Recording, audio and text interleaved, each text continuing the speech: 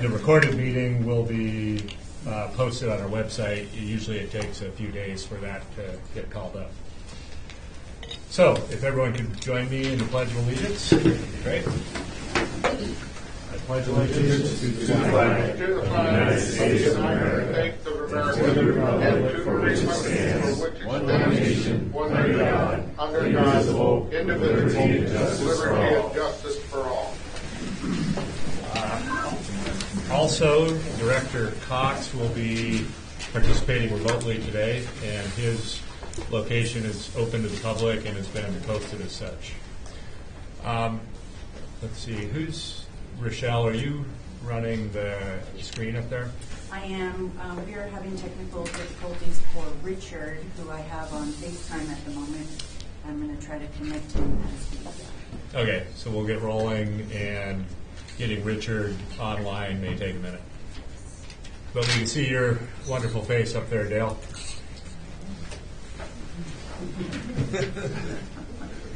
Good to see everyone. Okay. Pretty miserable here. It's 78 degrees. Yeah, I can imagine. Okay. A little chilly. Yeah, whatever, Dale. Yeah. No. Okay, first item on the agenda after roll call and pledge. Well, first item would be roll call. Rochelle, if you could take attendance. Yes, sir. Director Tresson. Here. Director Cox. Yes. Director Smelser. Here. Director Wilson. Here. And President Wilkins. Here, present. And we have a quorum. Right. And so, Dale, yeah, we can see you. All right. So, first item on the agenda is public comment. So, this is an opportunity for any member of the public to address the board on any item not on the agenda for up to 5 minutes. Any items that are brought up under public comment would not be discussed by the board, but would be taken under advisement. So with that, I'll open this up to public comment for any items not on the agenda.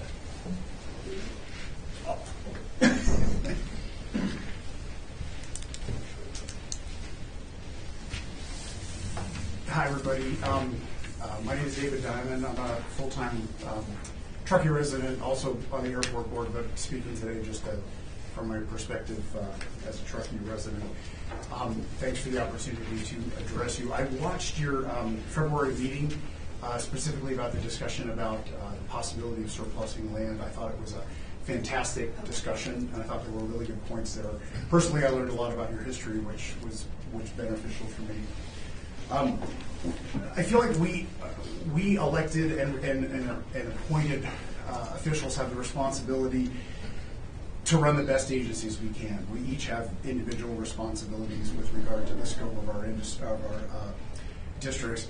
And I personally feel like the districts are a good thing because we do have focused local control over things that we ordinarily wouldn't do it. That's a layer of protection I think is good for the area. We are here to represent the interests of our constituents and not our personal interests, and I saw a lot of that in your discussion in February, so I applaud you. And also Dale for that. There were a lot of good points made that. As Director Wilson had mentioned, the community has changed over the last few decades. I'm in my 9th year in Truckee, so I'm still a newbie, but in studying where things have come and knowing people who have been here for a long time, I've seen that, and I applaud the consideration of recognizing that and responding to that. We do need now a year-round economy, particularly an industrial economy, that is not subject to weather, that is not subject to tourism. We need that if we want to have, if we don't want to be entirely reliant on the tourism economy. We also need to make it livable at a reasonable wage for people. And that need is, I think, stronger than we've ever had before. So that is one of the changes that I think has happened over the last decades. We need not only employment options for our workforce, but we need housing options for our workforce. And everybody knows we are in a critical situation with that right now. We want folks to be part of our full-time community, not just transient coming here to work and then having to go someplace else because they can't afford to live here. By surplusing land, that enables us to strengthen that industrial economy, I feel. And you also free up land elsewhere that can be used for the housing solutions that we need for our workforce.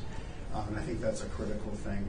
And I'm not talking from a perspective of greenhouse gas reduction or vehicle miles traveled or anything that I think that's important, but I'm primarily speaking from the perspective of having a community that actually works and lives here. And right now, we're seeing that we don't have that opportunity.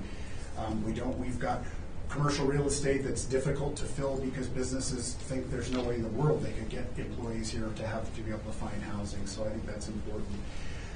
I do think that we could, working across agencies, we can solve some of these problems. And in fact, the fact that we don't have a single agency that is responsible for this collectively could be an indication of how we got to where we are now.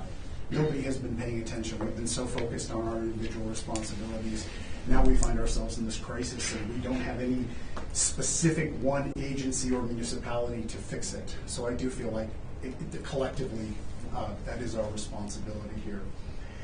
It might not look like we're focused on our own district's interests while we undergo this, but I think that if we think about the constituencies that we share, and we do share constituencies, we are focused on what is best for them. So I would encourage you to continue that discussion, keep pushing forward on that. It really was the points that were made up. David, your point about the responsibility if somebody is to leak into the ground and that becomes a liability, that was absolutely spot on. I was thinking about that as well. I could respect that. Dale's concerns about land coming from the state and whether legally you could do those sorts of things with it. I think these are questions that need to be answered. But I just applaud you for asking those questions and for having that great conversation. So thank you for your time. Thank you, David. Is there any other public comment?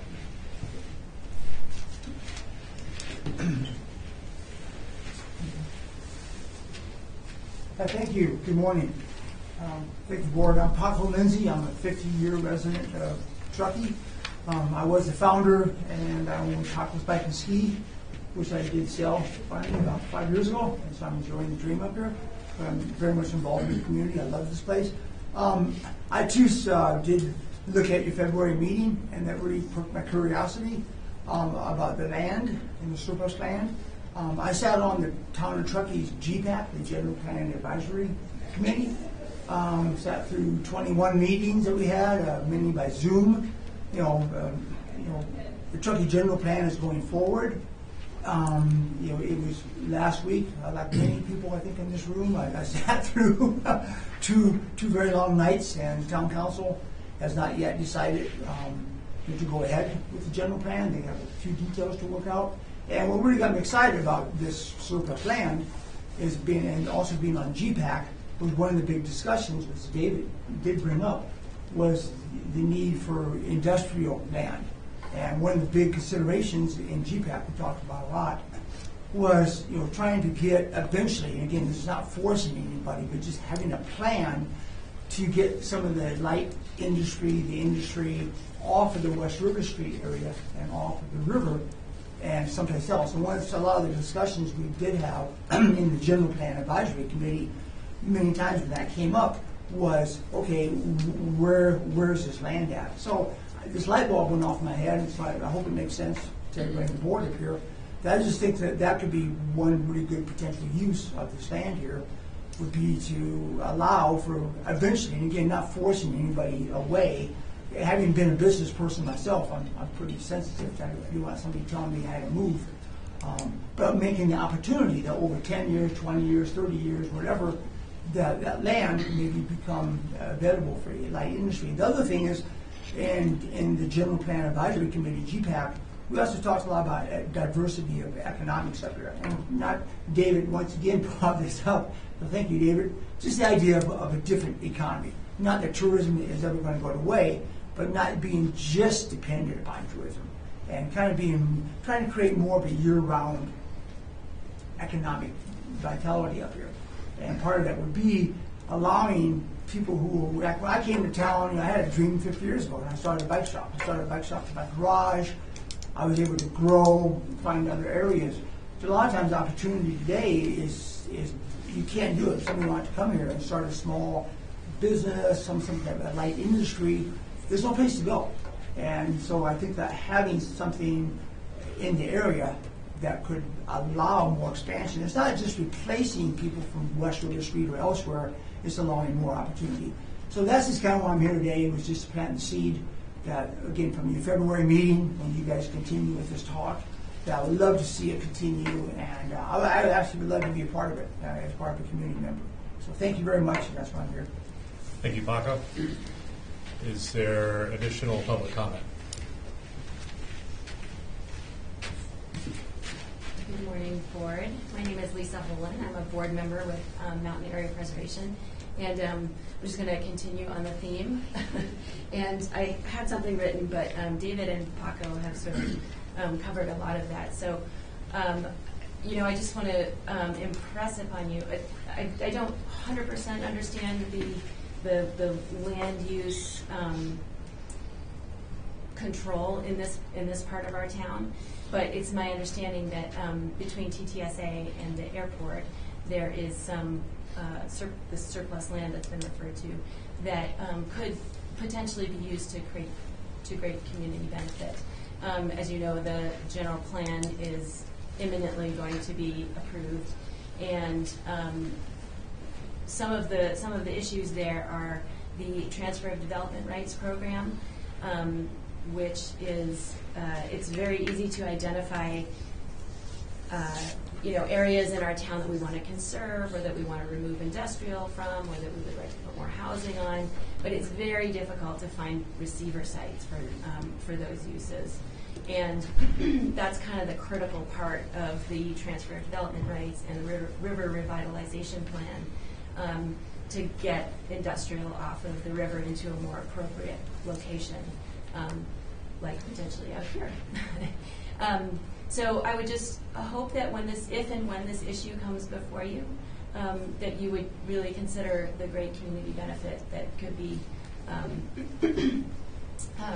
had from using some of the TTSA surplus land as receiver sites for some of these other uses that maybe are less appropriate in our downtown or on our river, and maybe more appropriate out here. And I would also just add that in the research done for the general plan update, I'm blanking on the name of the agency, BAC, I think was their initials, but they did identify a need in Truckee for light industrial, more light industrial zoning, which has been difficult to find closer to downtown. So thank you very much for your time, and I hope that if and when this issue comes before you, you will consider some of the TTSA surplus land as a receiver site. Thank you. Thank you, Lisa. Is there any additional public comment? Good morning. My name is Annika Billington, and I work with local contractors in metal and electrical. Thank you for the opportunity to speak before you today. I also wanted to stick with the theme about surplus land, and just wanted to say that in conversations I've had with contractors at the Coyote, that there's a lot of interest in shop space for either equipment storage or light usage. This winter being a great prime example of that you're kind of in a bind when there's a lot of snow on the ground in terms of accomplishing things, and that then affects the stability of employment for local residents. And so, just wanted to say that there's also a lot of folks coming in from Washoe County, down in the valley, and so making sure that our local workforce can work year-round is super critical. And so that developing light industrial spaces would be very helpful for the furtherance of that sector. Thank you. Thank you. Is there any additional public comment for items not on the agenda?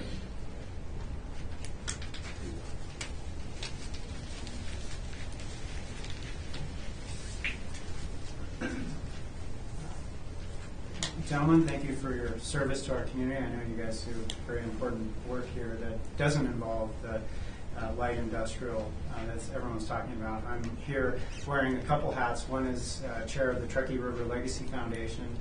My name is Jan Holland. I don't know if I said that.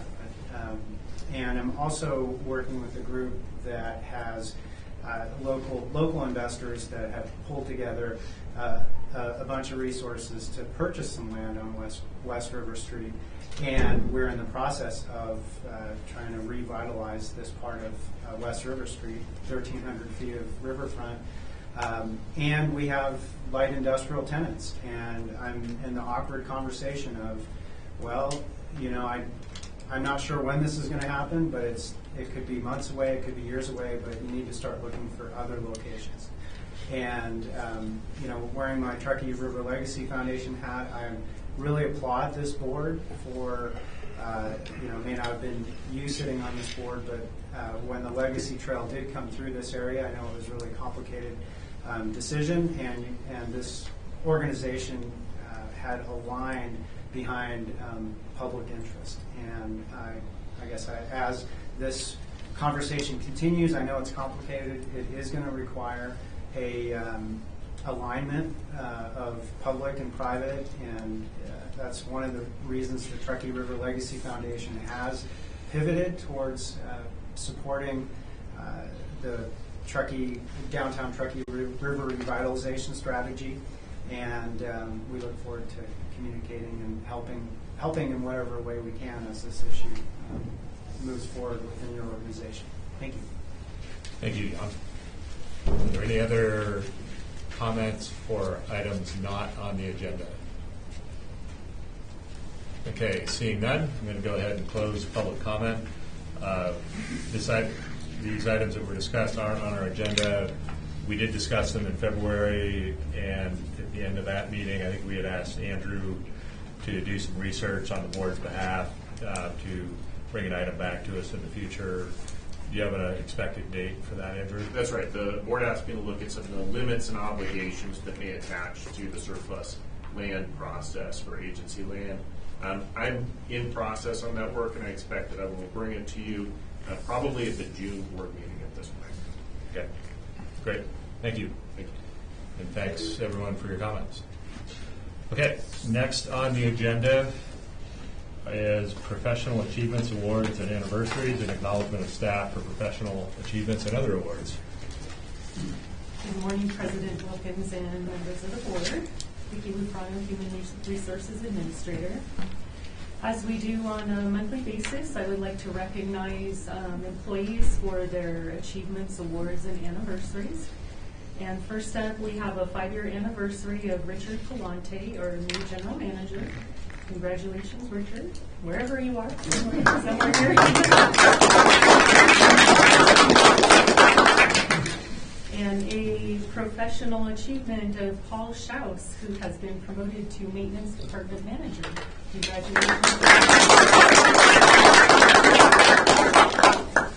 And then several safety awards for the second quarter of 2023, and I see some of the individuals here in the meeting today. We have Anthony Salinas, Chewy Sarate, Joel Oberly, Michael Ramos, and Justin Parrish, all providing safety suggestions that were accepted by the safety committee.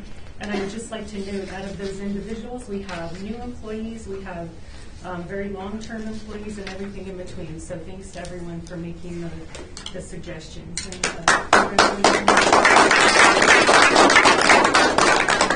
Thank you, Vicki.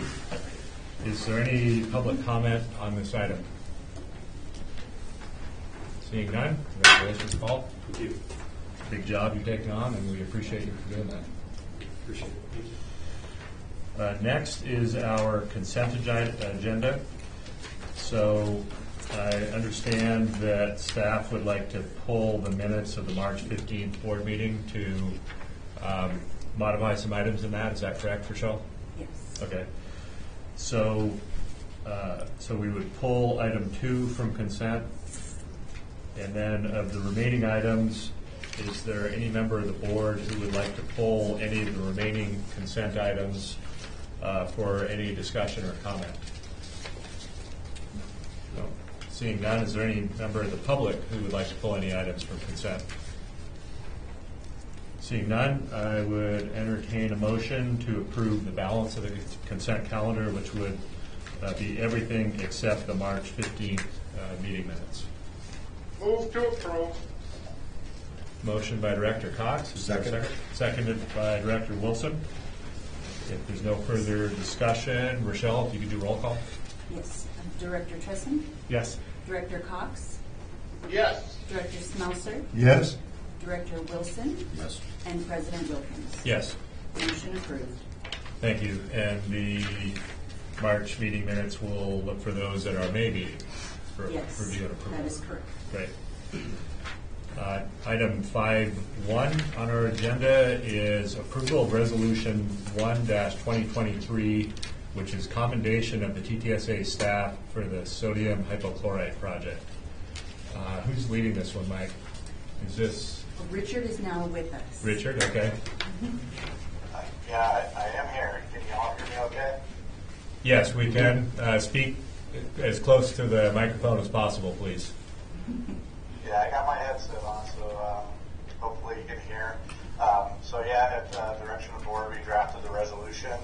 I'm not going to try and read it, just since we're having some of the difficulties. If someone in there would like to read it, but it is to acknowledge staff for their efforts in building and getting the sodium hypochlorite system up and running in a rapid time frame to meet the construction, and also provide us with what looks to be a path for the future to do a different disinfection that is much safer for both staff and the community.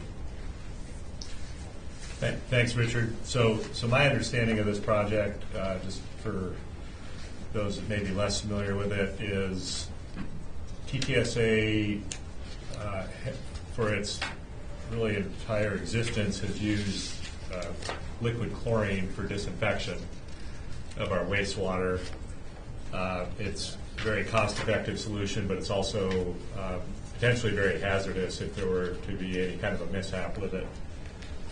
We were in the process of updating some equipment here at the plant, which was going to require us to potentially take the chlorine disinfection process offline, or the scrubber for it. And what Richard and the TTSA staff were able to do was basically install, over the course of a few months, a new disinfection method that, as I understand it, is all preliminary indications are that that's successful and could be a long-term solution for us. Correct. Which would allow us to move away from the liquid chlorine disinfection process and some of the inherent latent hazard that could come along with that if something were to go wrong with it. And it was a great team effort that really involved, I think, all aspects of the agency: engineering, operations, maintenance. And it just kind of got dropped in last minute in the middle of the winter, and by staff, really at their direction, showing some great initiative. And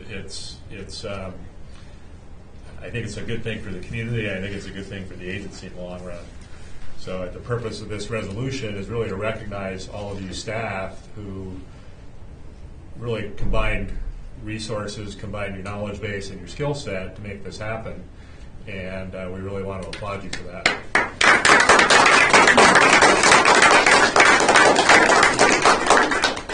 Is there additional questions or comments from board members on this? No. Seeing none? Yeah, I got a question for Richard. Does that mean, Richard, that the liquid chlorine is going to be pulled from any use from this time forward? Is it going to be a backup system? Will we have a storage facility for this chlorine, or is it going to be eliminated from the property altogether? The current condition and the long-term goal is to not have liquid chlorine on site. As of right now, we don't have any. As far as it being a backup system, obviously the building will remain and all of its infrastructure, but we would not have the tonners on site. So while we could bring tonners back in the future if necessary, it's not our plan. Were you able to hear that, Dale? Yes. Okay. Other I have Dave? one question. If they're eliminating that, but we haven't gotten data back from the lab about how effective this new system is, or have we? Yeah, we run consistent, continuous lab samples. I'll let Michael maybe speak more to the details, but it is working as well, if not better, than the liquid chlorine as far as the amount used to hit our disinfection set points. Perfect. Michael? I don't really have too much to add. It has been working well. We're continuing to monitoring the effluent quality, and we've had no issues with using the sodium hypochlorite compared to the liquid chlorine. So Michael, if I remember correctly, one of the questions that you all had was whether the sodium hypochlorite disinfection process was going to result in an increase of total dissolved solids, I think it was? Yes. Have you been able to do any assessment of that? We have, it's still limited compared to data we have from using gaseous chlorine, but with the limited amount of data we have, it shows that we have not had an increase because we were able to, as we discussed before, we were able to eliminate this caustic solution that we put to the effluent to maintain a neutral pH. So by eliminating that reduced some of the TDS already, and then the additional TDS from the hypochlorite seems to kind of be looking right now to be a wash. Okay. If not a little bit lower. Great, and that's something we will continue to monitor as time goes on. Excellent. Any other questions or comments from the board? I have a quick comment. When this was brought to the board several months ago, being new, it sounded like it was going to be a very laborious, perhaps time-consuming project. And I was absolutely stunned at how quickly and how efficiently and how professionally you folks pull this project together. And in my history of the world, I think it's a remarkable achievement, so I thank you very much. Is there any public comment on this item?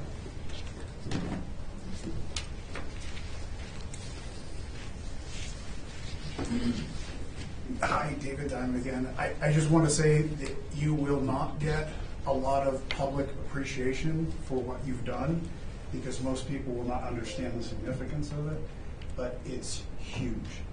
And to see a government agency move that quickly and that efficiently is encouraging to me, being part of another agency. And I want to applaud you for the effort. I wish you would get the recognition that you deserve for this effort.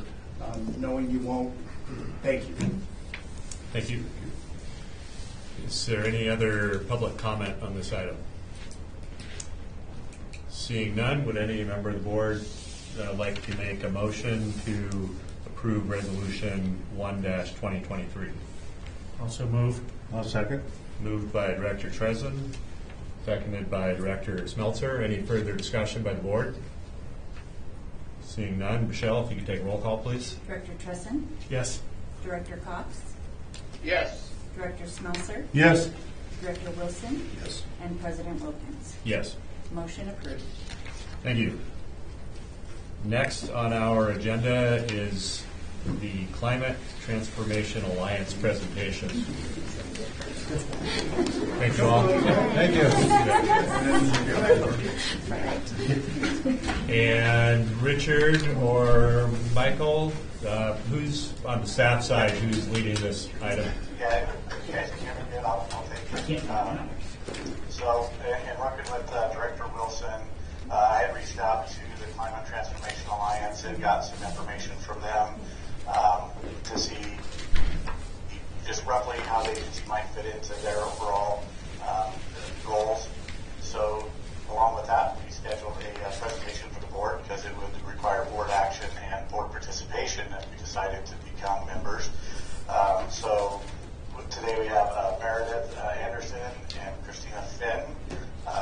Meredith is Zooming in, and Christine is there in person.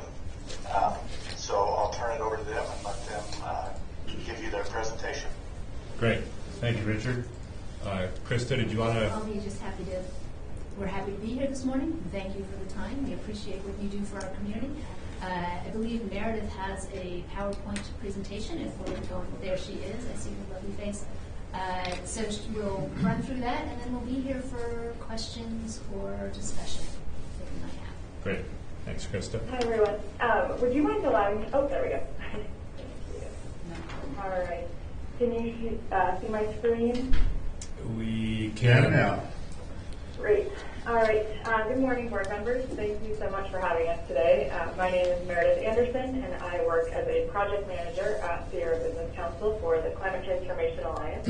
And I'm joined by Krista Fink, Trustee Donner, Public Utility District Board member, and CPA governing partner. So I will let Krista kick us off, give you more of a background on the Climate Transformation Alliance. So the Climate Transformation Alliance was born from a conversation actually between David Diamond and myself and Anna Klopstad about the challenges that our various districts were facing regarding greenhouse gas emissions reductions. And we felt pretty strongly that this was a community need, that we were getting pressure from lots of directions, from our constituents to state mandates to federal mandates. And we thought that we would be more successful meeting these challenges if we were to support each other, share information, share problems we were facing, share solutions that we might have. And that was the beginning of the CTA. We partnered with the Sierra Business Council because they have a lot of depth of knowledge and experience in this area. That's what they do. And we created an organization.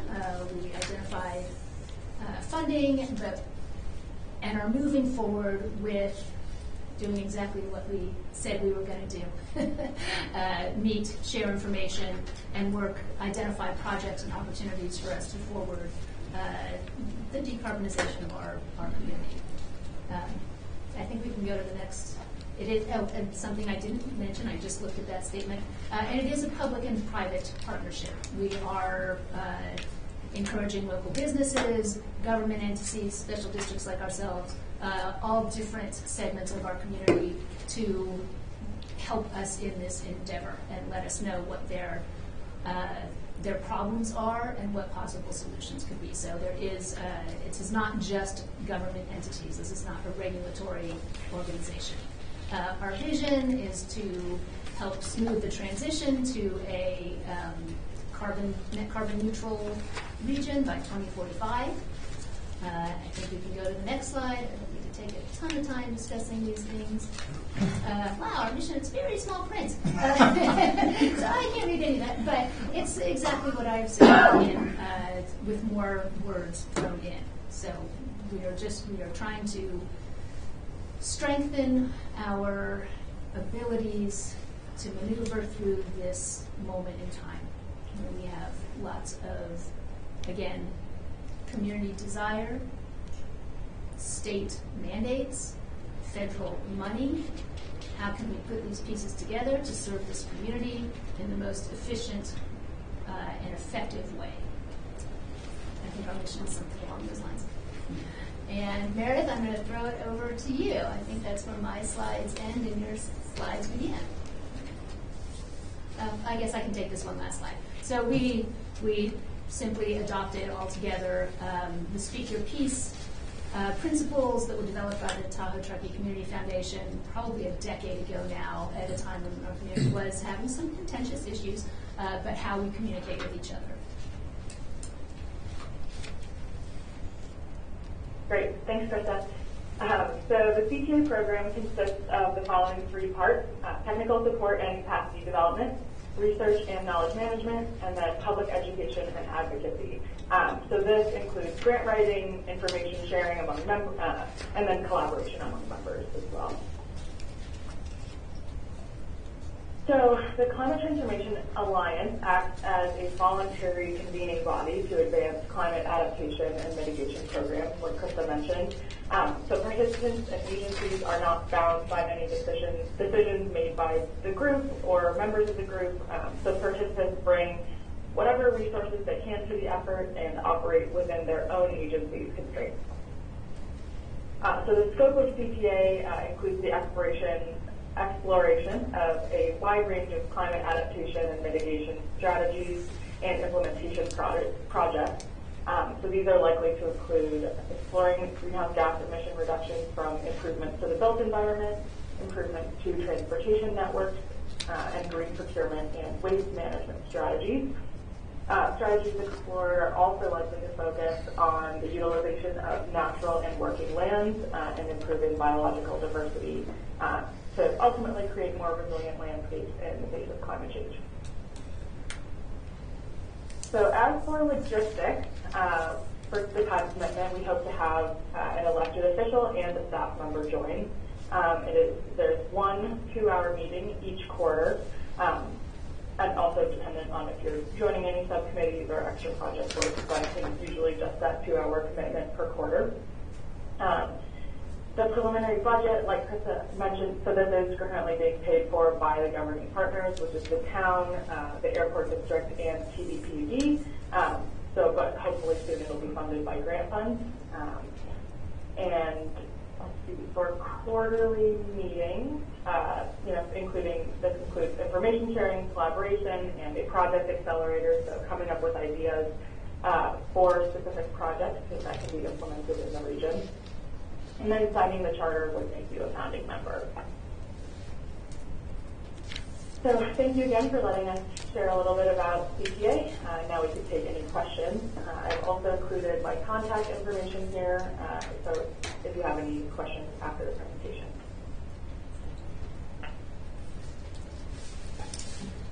That's a wrap. I'm going to throw it out to you. Great. Thank you. Are there, Richard, any follow-up comments you wanted to make? I did have one question as far as if we move forward with participation. Obviously, there's a board member that would need to participate from a staff member standpoint. Who typically do you guys see representing the agencies from a staff level?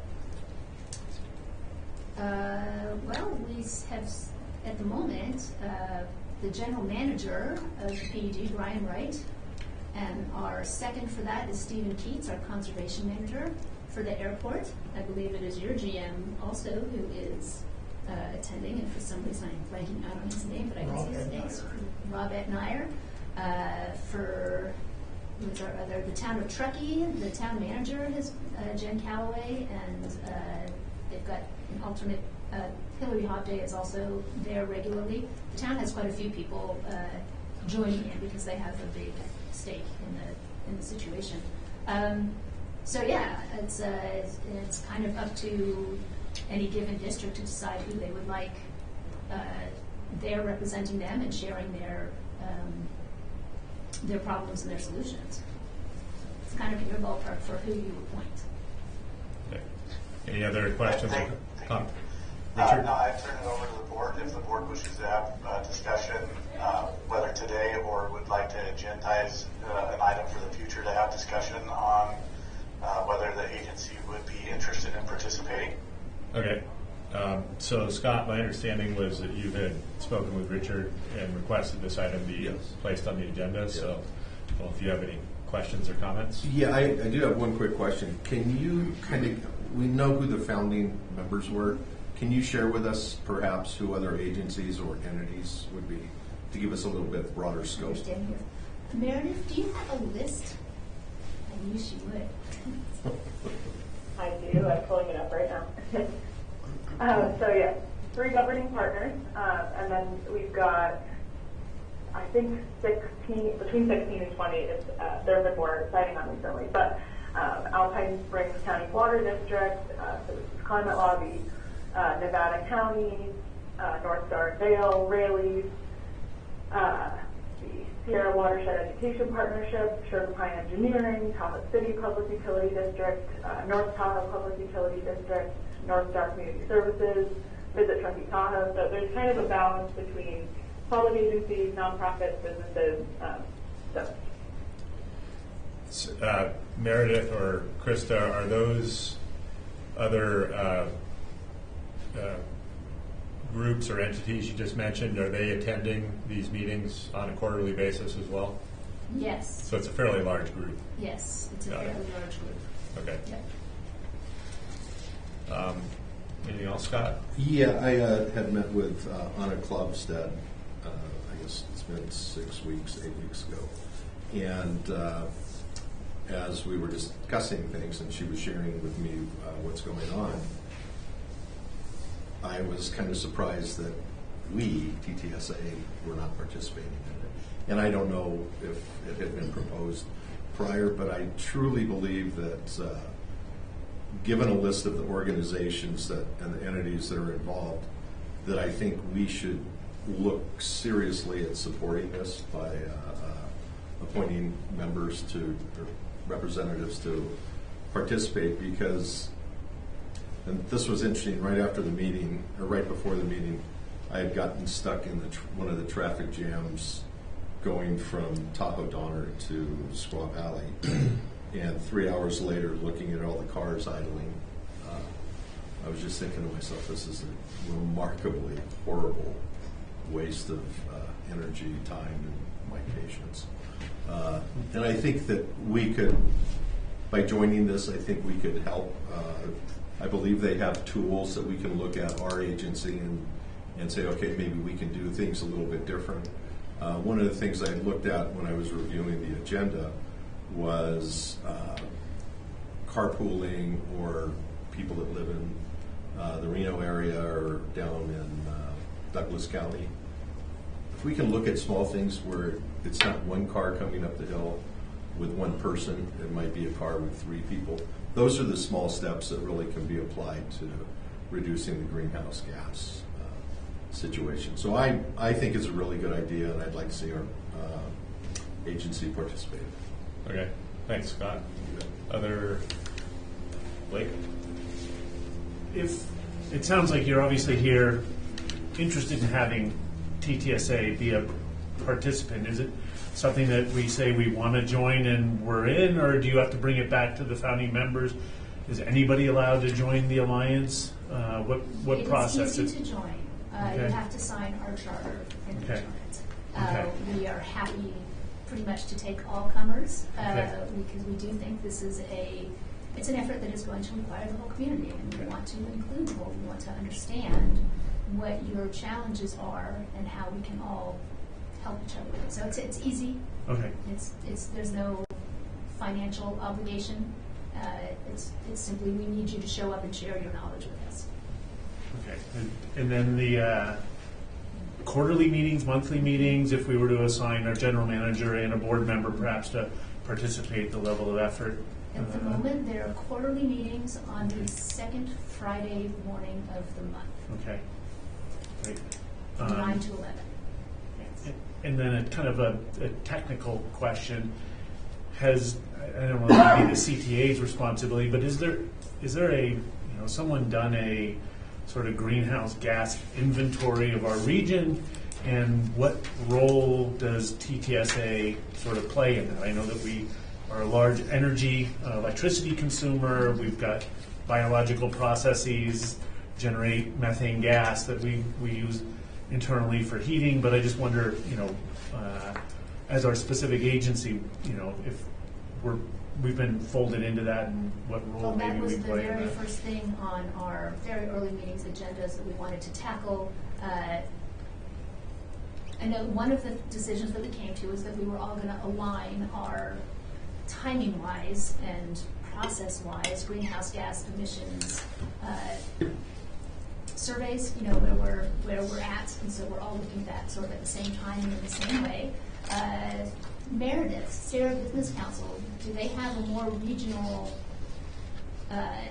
inventory that what are we using right now as our baseline? I know we've discussed this and it's not rising to the surface of my brain. I think I wasn't involved at the very onset of the CTA, but I know they were trying to align, the airport has an inventory, the town has an inventory, there's a Tahoe Basin inventory, so just trying to align all of those plans to try to get that baseline. And putting that all together on a website that the community can look at that dashboard. What are we all doing to, this is where we're at, this is where we're trying to go, and take the pulse. I think that the Sierra Business Council, maybe 4 or 5 years ago, did a community-wide greenhouse gas inventory that was kind of more of a program level. And I know some individual organizations have done their own organization-specific greenhouse gas inventory. I don't believe we as TTSA have, but I think maybe the PUD has done it. We have done it, and we will continue to do it every few years in alignment with the other CTA members. And if you need help with that, or you're interested in that, certainly the CTA is a good resource. And the Sierra Business Council as well. They do, that is what they do. So. Thanks. Anything else, Blake? Just that, if we're going to be signing a charter, I guess I would direct staff. It sounds like a good idea. I don't think it's agendized for action, but that, Richard, that you would look at bringing this back with the charter for us to review for a subsequent board meeting for participation in the alliance. Okay. Well, I would be curious to see numbers. What eventually is the net cost to the community for making this change? I don't know if you've done any numbers like that. That's a big part of our discussion is how do we do this in the way that's least financially impactful for our districts and our communities. I consider those things the same thing in a lot of ways. All of our districts represent the same community here. So, and we're already, speaking from the PUD's experience, as we bring more renewable resources into our power portfolio, our price for purchase power goes down. So that's obviously a really easy calculation to make. Things like decarbonizing buildings is a lot more challenging. It's going to take resources, financial resources, and I think that's part of why we formed the CTA, is that as a bigger group voice, it is easier to attract the money to do these things that the state is mandating we do, whether we like it or not.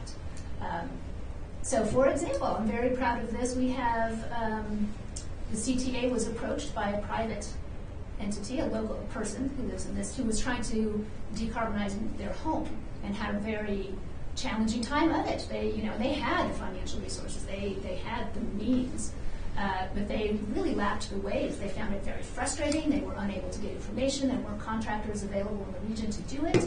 So they approached the CTA with a proposal that they would donate $500,000 to help us build capacity in this region. So training contractors, which we're going to do in partnership with the CTA, evaluating tech, what works here, what doesn't work here, how much does it cost, and where do you find it, and putting together all of these resources in one place for any community member to take advantage of. So yeah, money is the thing, right? That's really what it all comes down to, is how do we come together, multiply our power, our resources, and create the future that we're looking for. Well, one of the conversations that we had at Alpine Springs was some of the equipment that is going to be mandated to be electric is not available and not practical. And then one of the, like sewer camera, I forget what the piece of machinery was, but then we're going to put a big diesel motor to power up all the gear on this machine, but it'd be an electric-driven machine. It's ridiculous. But I don't know which way they're going. And for the PUDs, exactly the same thing. If we're mandating that our trucks have to be electric by whatever, 2030, that equipment doesn't exist. It literally doesn't exist. We do work in the field. This is the challenge. And we did, the PUD, we did convene a lot of our local districts that are being affected by this mandate and petitioned our legislature. And we did get some changes in that timeline and we're looking to carve out utilities and other, from that requirement until the equipment actually is on the ground, because we cannot have a disruption in vital services, which is what you provide. So this is an example of how united, how if we're all participating in these conversations as a region, we have more pull with the authorities that are making these rules that we have to abide by. We can make it more clear to them that all of us, we have the same goals, but we have to be able to achieve them. It's not serving anybody to put at risk the flushing of their toilets or the turning of the lights, right? So that's a big piece of why we think this is going to be an effective organization. Anything else? No, I'm good. Thank you. Dale, any questions or comments? No comments. Thank you for asking. Thanks, Dale. So it sounds like right now the Climate Transformation Alliance is a group of both public and private sector parties who meet quarterly, engage, share information as to what is maybe going on in the private sector and in the public sector, share information as to what maybe some of the individual members of the Climate Transformation Alliance are doing. So it sounds like it's the Climate Transformation Alliance. It's relatively new. It's kind of evolving as time goes on and membership grows.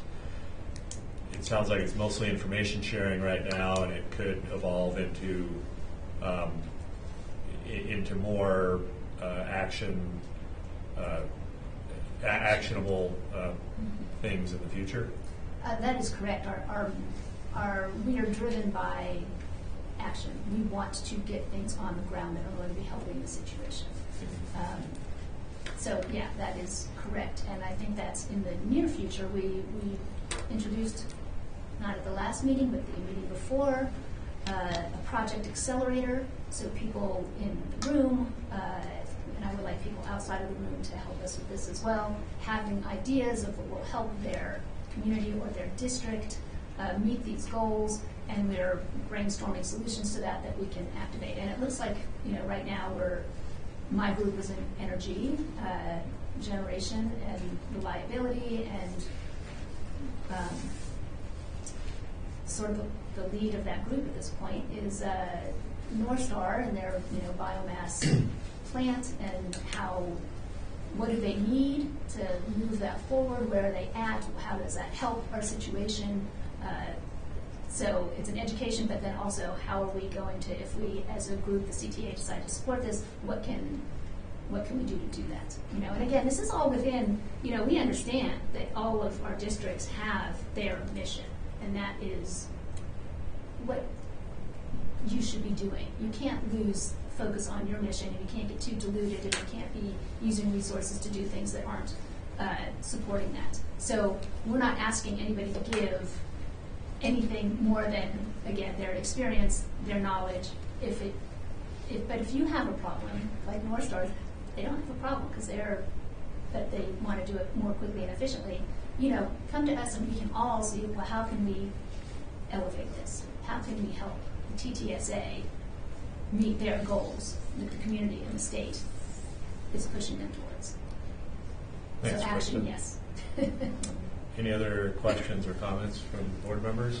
So I think I heard support from both Scott and Blake to agendize this at a future board meeting, probably either May or potentially June, depending on Richard's availability, where we as a board would consider the Climate Transformation Alliance charter, and then whether or not to appoint a board member and potentially request a staff member to attend the meetings.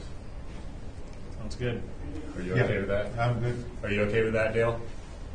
Yes. Okay. All right. Thanks. Great. Thank you. Thank you very much Thank for you. your time. We really do appreciate it. Data Thank you, Vital Krista. also, all the things. Vital services. Okay, next on our agenda is presentation of the annual financial audit for fiscal year 21-22. Crystal. I will use my outside voice. Thanks for. Good morning, Board of Directors, President Wilkins. We wrapped up the fiscal 22 financial audit, and we have Davis Farr, Jonathan Foster from Davis Farr here to do a presentation. This first item is just to do the presentation, and then the next item is to accept. So there's two separate board items for this report.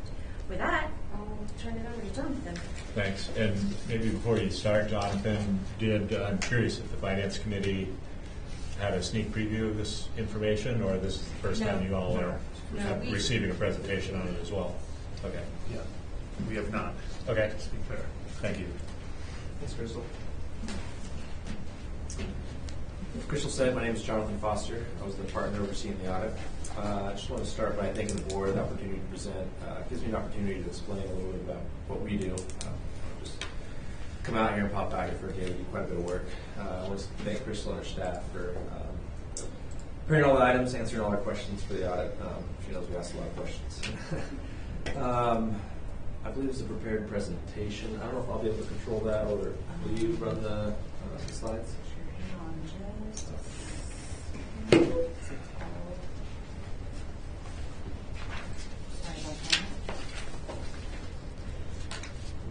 You actually give the board all as well.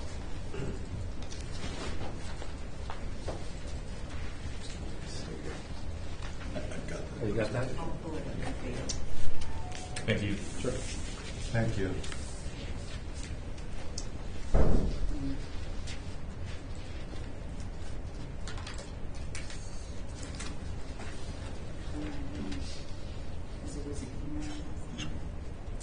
Floor is yours. I can get started while she finds it, and then we can get to the. I've got a copy right here. I think you can board copies. So the reports issued, we issued 3 reports. This first is opinion within the basic financial statements. Second is a letter to the board, which is a summary of audit results, explaining the time of the audit, our risk assessment, our evaluation and summary. Lastly, a report of internal control or financial reporting. If we had internal control matters or non-compliance to report, it would have been reported in this letter. There were not any items to report under the current audit. For the audit opinion, we issued an unmodified opinion on the financial statements. I put that in quotes because the term unmodified is actually the highest level of opinion you can receive, meaning as auditors, we do not have to make any modifications to our opinion.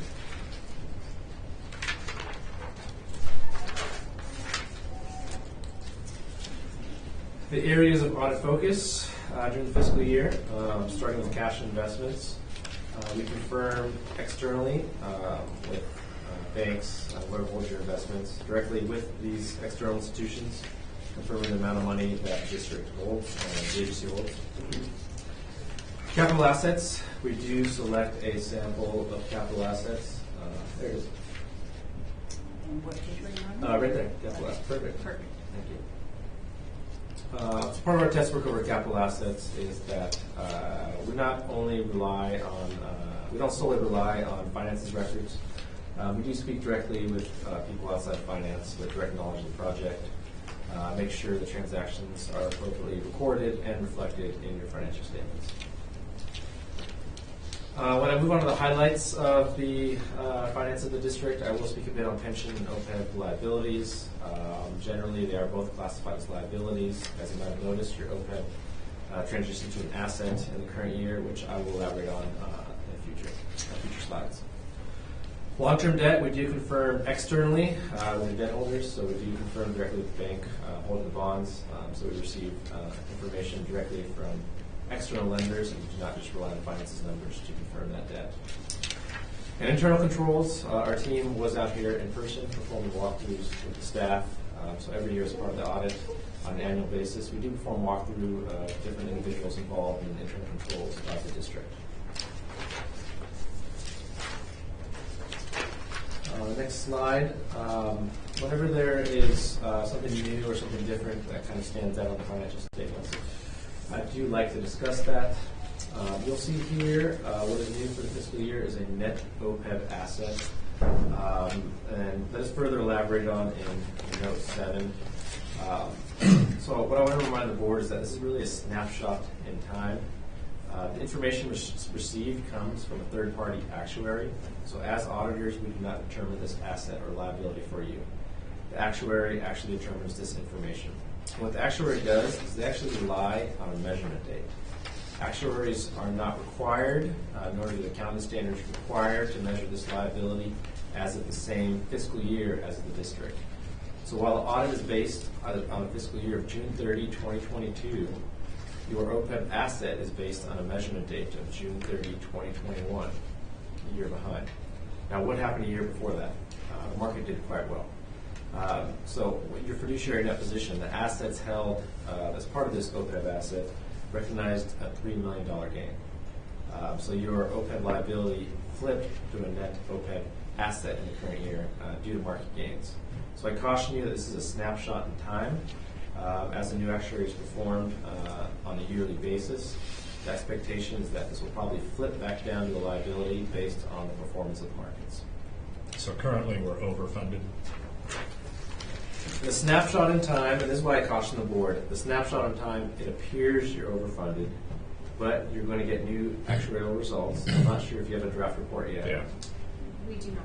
You do not have the draft report yet? We do not. And then we are scheduled for a full actuarial for next year. Correct. Okay. So that, depending on what the measurement date the actuary chooses, sometimes when you have a new actuarial evaluation, they might jump ahead 2 years to your current fiscal year, but they also still may do June 30, 22 for your 23. So depending on what the measurement date yourself and the actuary chooses and the market conditions that happen since that time, the expectation across most government agencies based on market conditions is that these snapshots in time where you may appear overfunded, most likely my expectation is that when that new actuary is performed, you're going to see it flip back to a liability. Great. Moving on to the next slide, you may have noticed your net pension liability dropped from $15.4 million down to $5.4 million. So again, I caution the board, this is a snapshot in time. CalPERS actuaries rely on a measurement date similar to the OPEB actuaries of a year behind. So the measurement date for your pension liability is based on June 30, 2021. So what happened during that fiscal year is CalPERS recognized a 21.3% gain on their investments. So across the board, government agencies for June 30, 22, their financial statement date, saw a large decrease in their net pension liability. Now jumping forward in time, the expectation is that this net pension liability is going to grow. For the fiscal year 2022, CalPERS reported a 6.1% loss. Now I want to remind you that the goal of CalPERS is to have a long-term consistent rate of return. So although that the very next fiscal year, this pension liability, the expectation, not the expectation, I know it is, it's going to go way up again based on market conditions, that it is truly a snapshot in time. That actuary is taking a look at that June 30 period of time and is required to estimate a liability on your behalf. So if you do have questions, CalPERS is very good about answering questions on what really your plan looks like individually. You're part of a cost-sharing plan with other government agencies. However, I do caution you that there are these swings that are going to appear on your financial statements. But overall, I've been to CalPERS presentations, and overall, there's still expectations to meet the long-term goal of funding their pension liability with a positive rate of return over the long run. Moving on to the next slide, just a little bit about your statement of revenues, expenses, and changes in that position, otherwise known as your income statement. This slide represents your operating loss. You still operate at a loss, and strictly, it's not uncommon that this happens. There was a much smaller loss in the current year as compared to last year. This is due to a decrease in savings recognized by the district and expenses. So on the next line item, when you add back in your property taxes and other non-operating revenues and expenses, it flips that operating loss to a gain for the fiscal year. And that would be on the very next slide.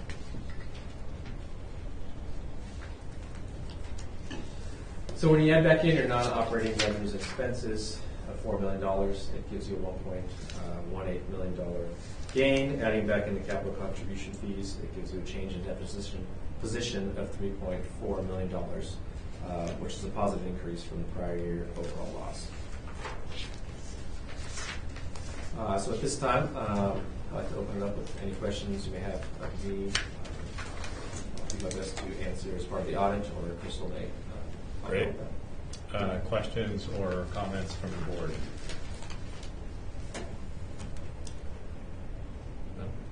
Just happy to hear that it was a, what do you call it, an unmodified positive Correct. Unmodified results. basis. You didn't see any issues with our accounting processes. I don't know whether there was any, value added in terms of, recommendations that came out of a new auditor. We'd had the previous auditor here for decades. If there was anything that, working with Davis Farr, that came out of it that was helpful to staff, other than, just the generation of the financial statements themselves in terms of our finances and the way we track funds and all that. For clarification, the unmodified, which it didn't used to be unqualified opinion, we've always had an unmodified opinion. We've always had the highest opinion that we can get. We did have findings when I first started here with the previous auditors, and working with Michelle and her team, and then with Davis Farr auditors, because they're very, very easy to work with. We were able to reduce that to, I believe, no findings. Yeah, so 2 years there were findings, and then last year we had a couple of findings, and they were able to clear them for the current audit. So it's the first year in a couple of years that there were no findings as part of the audit. That does not mean we don't communicate or issue verbal recommendations. We do discuss throughout the year items that come up or different projects she's doing, how to account for them. So as far as when you said do recommendations arise as part of the audit, throughout the year we do discuss transactions, how to report them, upcoming projects, what's going to happen. When I was here, we did a walkthrough of just your warehouse, the amount of inventory on hand, how to account for that in the future. So there's, although not reported in the letter, because generally letters are reserved for reporting deficiencies, we do provide some recommendations on the effectiveness of the operations. That doesn't get reported in the letter. Great. Dave? Yeah, I'm probably the dumbest guy you're going to deal with as far as the financials, but I don't understand on whatever page this is, I have a number, but financial highlights, where our actual assets, total assets and deferred outflows is actually going down, and I look at the amount of money we have in reserve has gone down $2 million, and yet and we've improved the plant and worked on the plant. Why are we at a lesser number for our total assets? So twofold. I caution you to probably exclude evaluating total assets and deferred outflows. Those deferred outflows in there, you'll see swings. Those are based on actuaries' calculations. So your pension and OPEB assets, that swing from last year's $7 million down to $4 million. That's just a number that actuaries reporting and isn't necessarily representing a cash flow out of this year. When you see total assets decrease, these investments in the plant, I would point you to your net position. So actually on the following slide, your net position. So as you invest money in the plant, you may see, it's not run through your income statement. So when you spend cash directly on a capital asset, it's directly capitalized, it's directly reflected on your balance sheet. So if you see your unrestricted net position go down, money spent that you said investing in these capital projects, that is actually reflected in a different line item, net investment, capital assets. If you go back 3 slides. Right there. So your total net position there overall increased. And so what you see there is you spend money on the plant, on your capital projects. That unrestricted amount does represent free cash flow. So it did technically drop. But that money was spent back into these capital projects, so you see the increase there in net investment in capital assets. So generally, a lot of times, depending on, unless you have a big swing and a large gain or loss in the year, which you didn't have a huge swing, you'll see that directly reflecting your net investment in capital assets. So as you spend that money, it is a non-cash portion of your equity.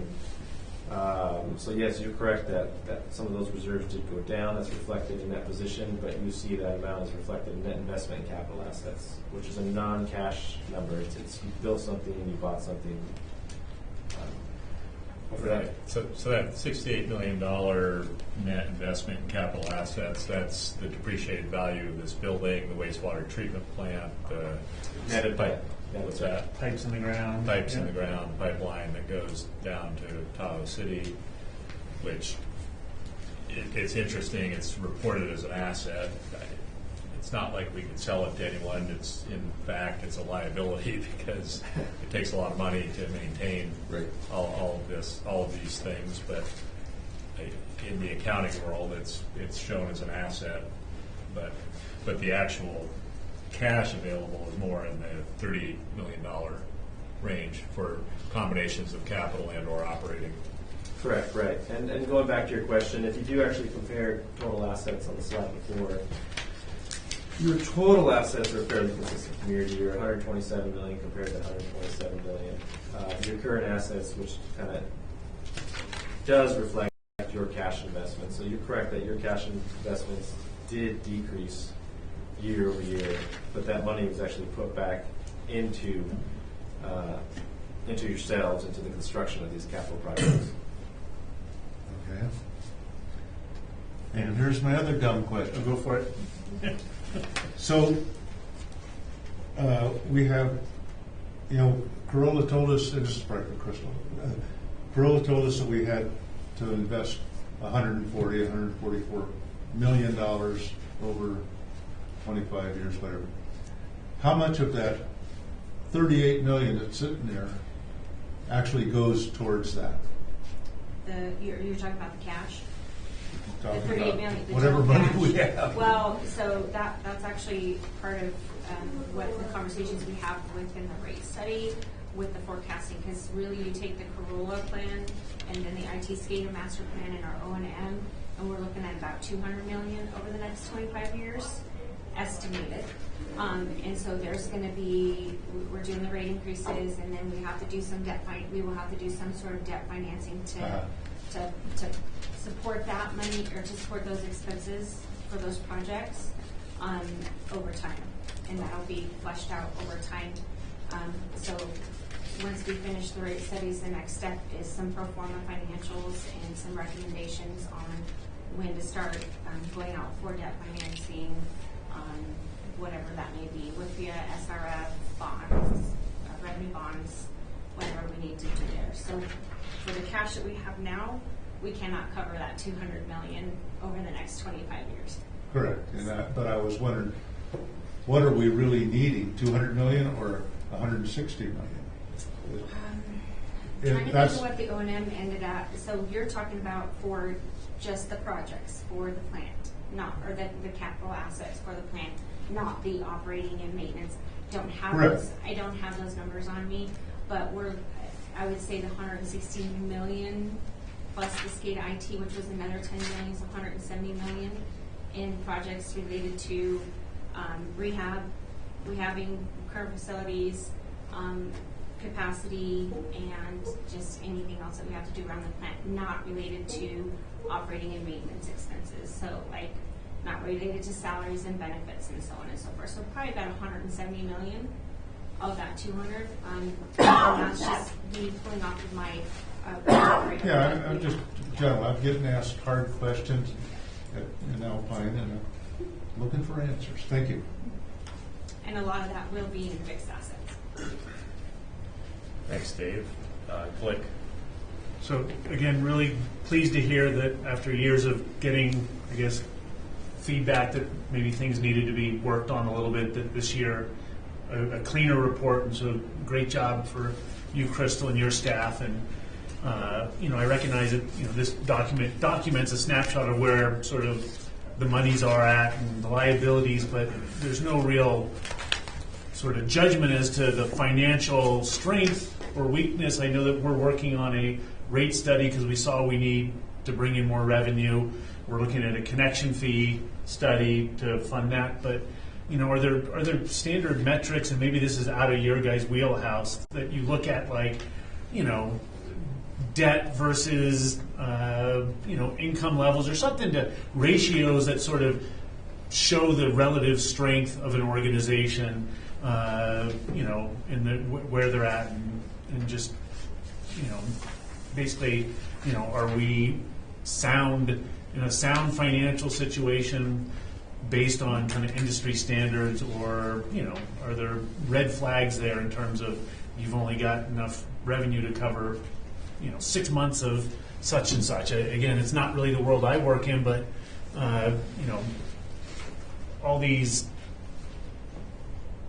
financial statements don't really share that sort of kind of a judgment of are we in good shape or not. Yeah. So like I said, it's relative to the needs of the district. As far as industry standards, it's really dependent on the needs of the district.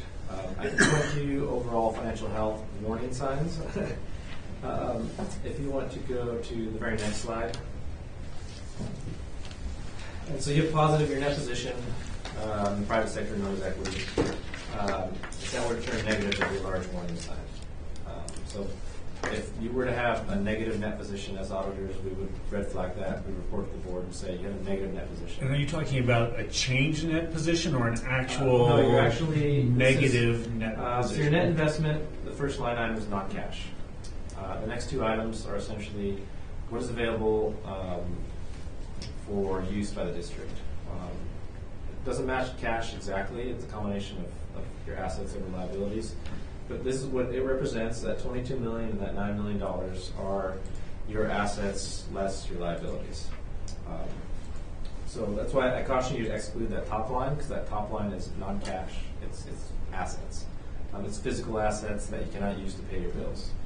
So if that number were to ever turn negative, I would have a letter prepared for you and a slide prepared for you saying you have negative equity. And we would have to evaluate what is in our audit opinion, which we're required to evaluate in the next 12 months. Is there a going concern? In auditor speak, meaning is there a going concern that you would not be able to pay bills as they become due? So we are required to evaluate that, and if we feel that that is a going concern, we would be required to report that to the board. So as part of our audit, it is not a going concern as far as the health on paying on staying in business. So that is within the scope of the audit on staying in business. There aren't any red flags that are apparent. Now, future needs of the business, which as you said, you're doing a rate study, which you said comparing to other districts. So a fairly young utility might be have fairly new plants that are very early in the useful life. So they might not need a lot of capital improvements in the next 30 years.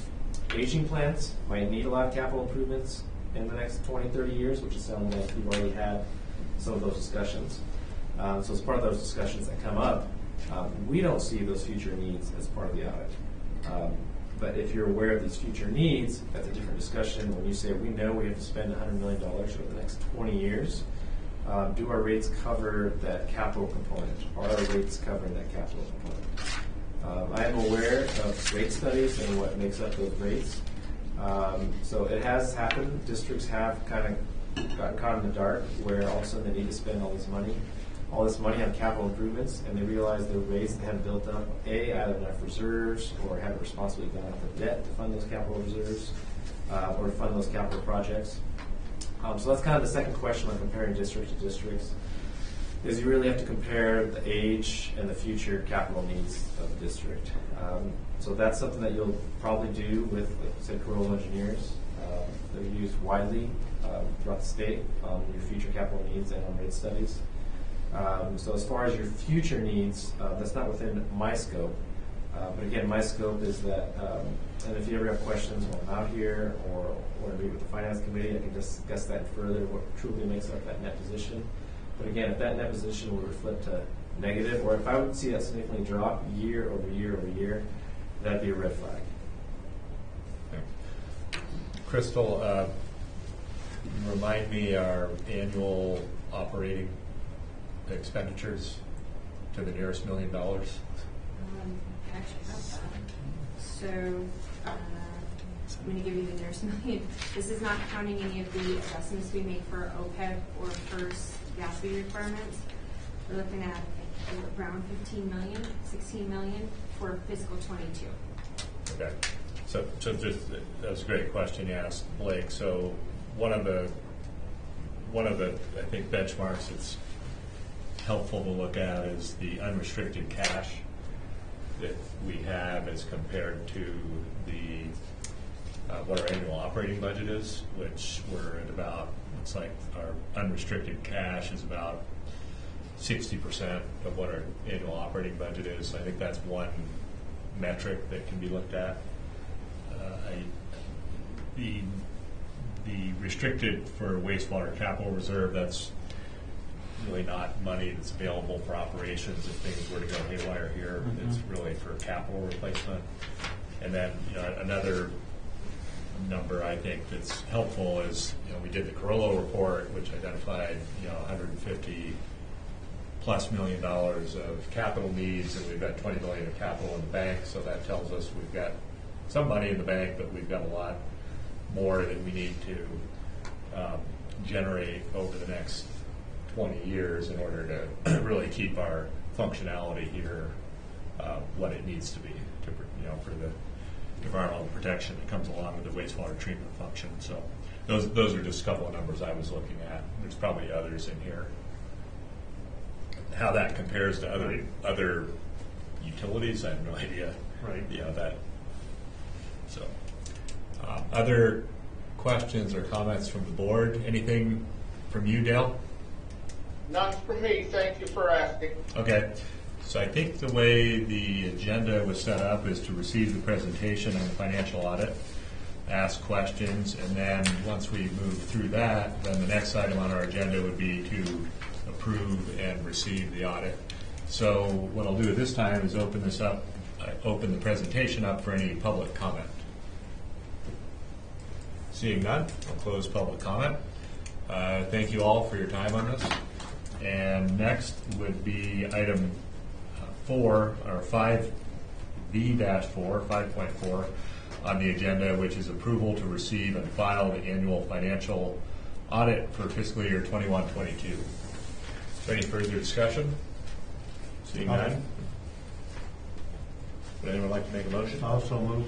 Oh, thanks, Dave. So Dave made a motion to approve and receive the 21-22 audit.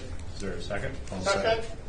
Seconded by Director Wilson. Beat you to it, Dale. Okay. Yep. Is there any public comment? Seeing none. Rochelle, roll call, please.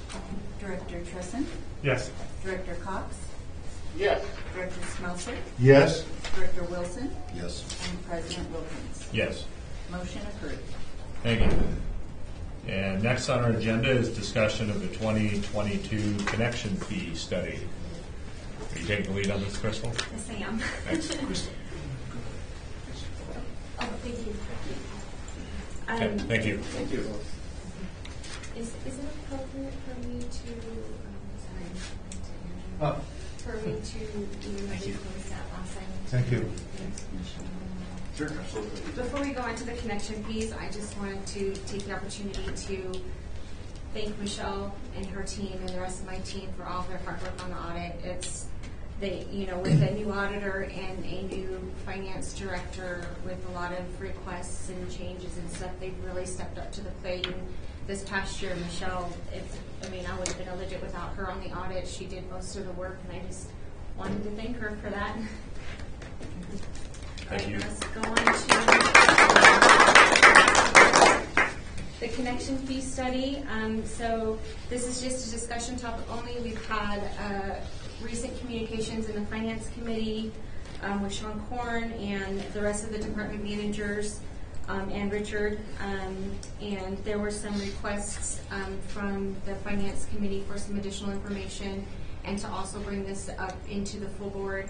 to have further conversations. What I'm hoping to get out of this is additional direction from what the board of directors would like to see for myself, for Sean, for Richard, and just to see what more information you guys would like to see and what other requests you have. And I don't know if Richard has anything he wants to add to that.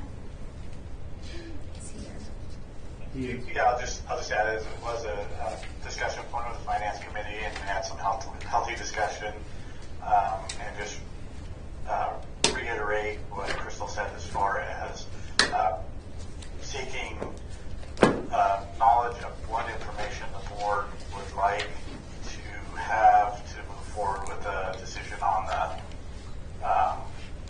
connection fees and where we go with that. Okay. So, as I recall, when we were doing our rate about 6 months ago, when we were deciding whether or not to move forward with a rate study and a connection fee study, we provided direction to staff to move forward with the rate study first and then to follow up with the connection fee conversation. That's where we're at now. It sounds like there was some discussion with the finance committee about this, and I'd be curious to hear from either Blake or Scott if you have anything you want to add to what staff's brought up. Sure. So again, the connection fee that we charge when people newly connect to the district or expand their services goes into a restricted fund specifically to pay for capacity expanding infrastructure. That way growth sort of pays for growth. And part of the 25-year study identified a 25-year window of growth-related capital needs.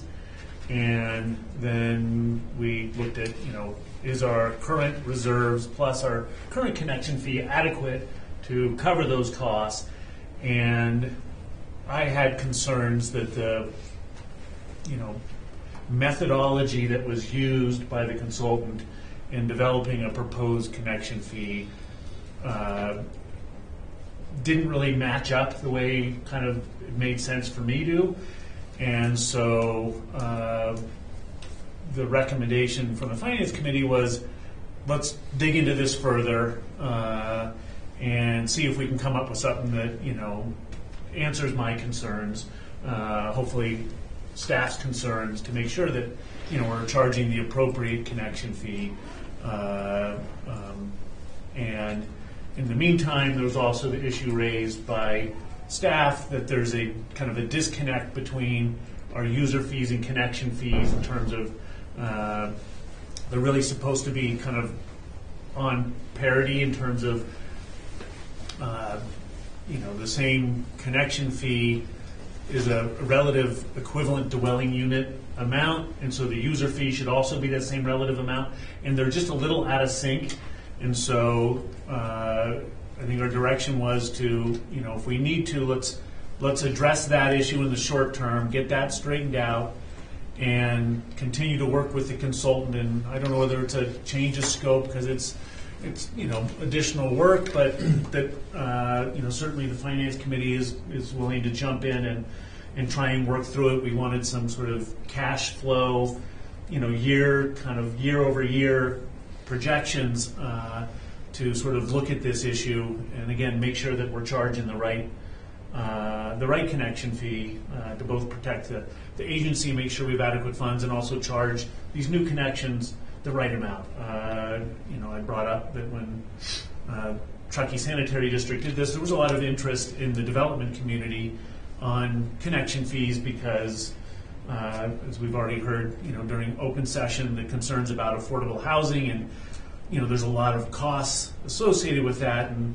although our connection fees probably don't make a huge amount of difference, they are part of the overall picture, and we should be really careful in what connection fee we choose because it can tilt that needle one way or the other. And so I just want to make sure we're both protecting our interests and being fair with the development community as well. And so I think we had set a target of hopefully over the next 6 months being able to potentially come back with a recommendation to adjust the connection fee if that's what we find is necessary.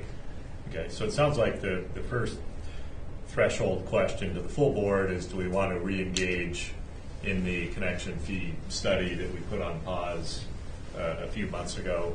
Sounds like the Finance Committee is recommending that we do in fact do that. Yeah, I think that, as we found with our user fees, and now we're going through a fairly significant, sharp increase, kicking the can down the road, even though we've got reserves to get through the next few years, is not a good idea. Better to really do the analysis and make sure, we can maybe do more stepwise adjustments as opposed to a one large increase because we've fallen behind. Are you thinking right now that we're too low as we are now? I don't know. You don't know? I don't know.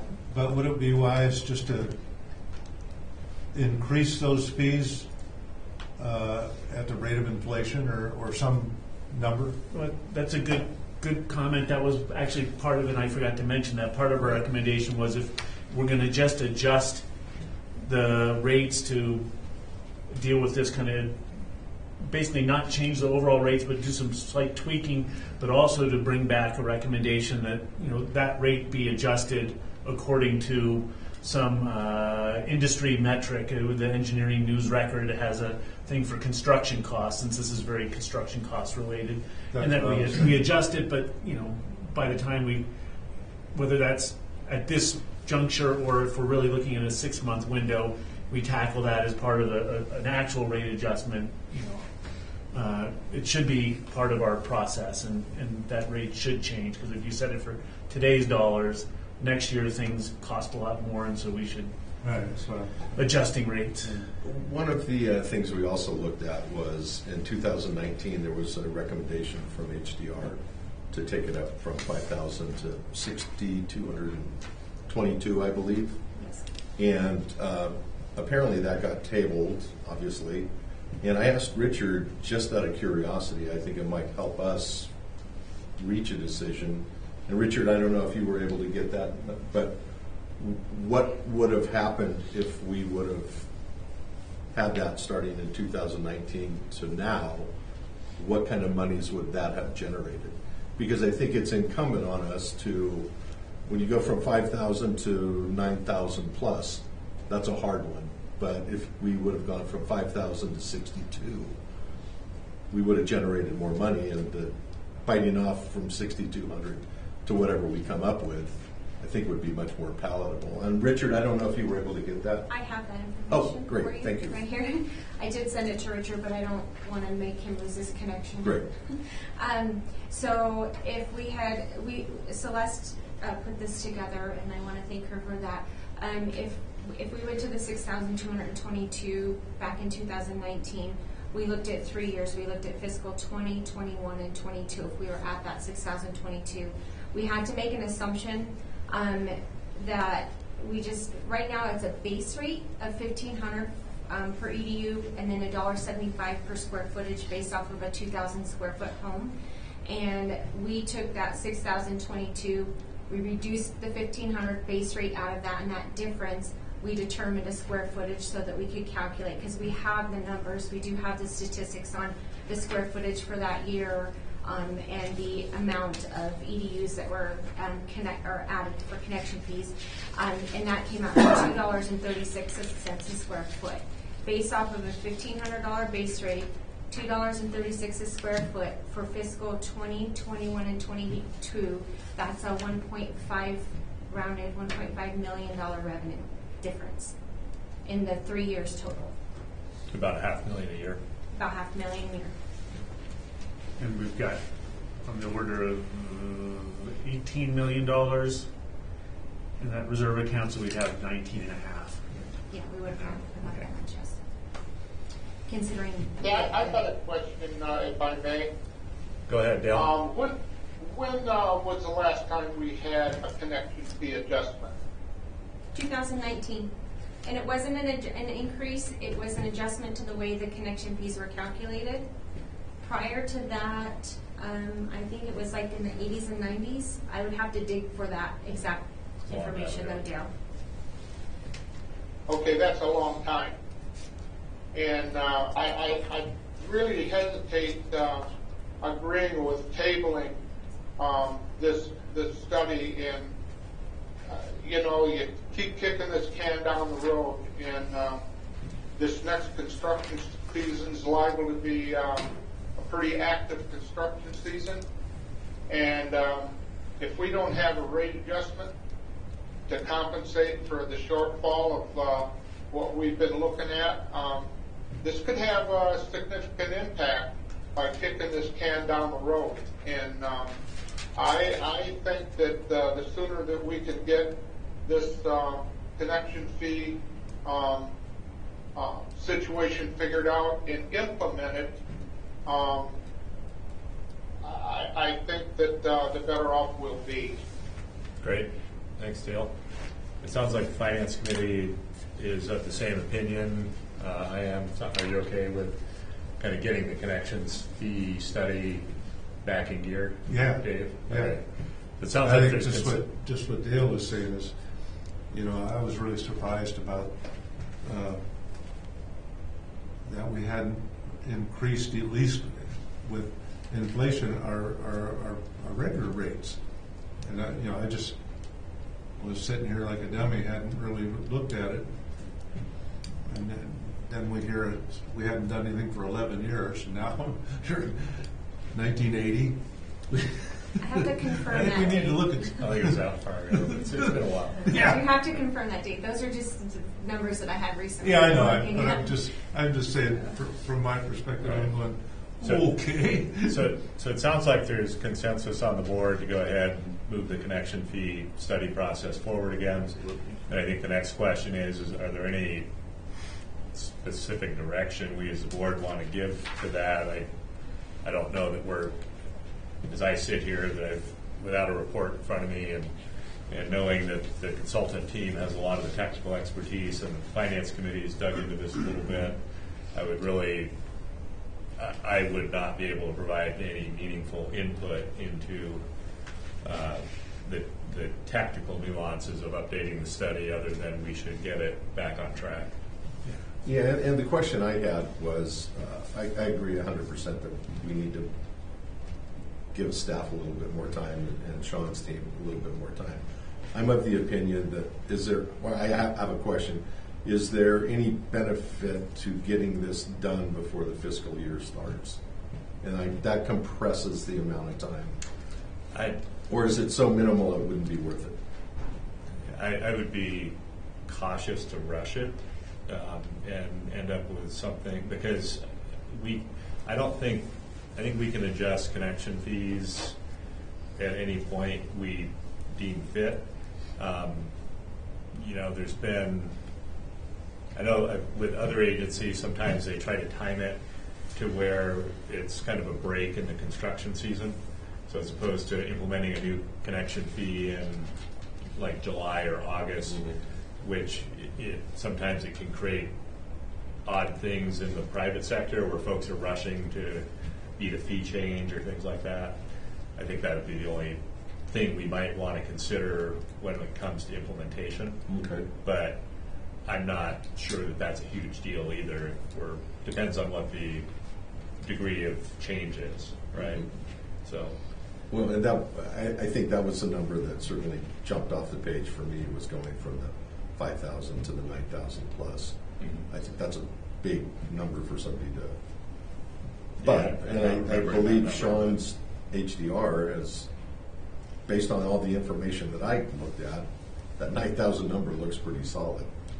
But do we have to get there in 1 year, or can we do step?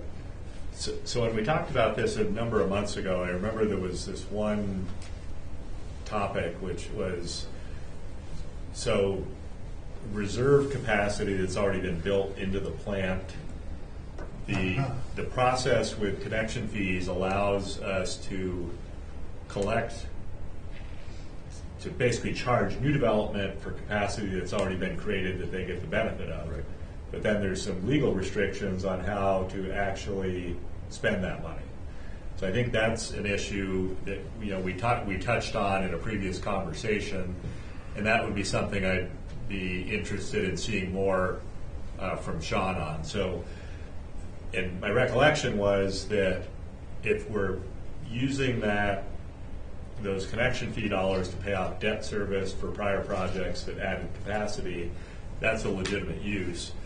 But if there's prior projects that have been implemented that created reserve capacity that are fully paid for, that our ability to then take that money and effectively reimburse that excess capacity by using some of that in our operations is something we can't do. So I think we need to do a little bit of truthing on that, where maybe we could set our connection fees at $9,000, but some of that money can't be used to actually reimburse the excess capacity that's been created.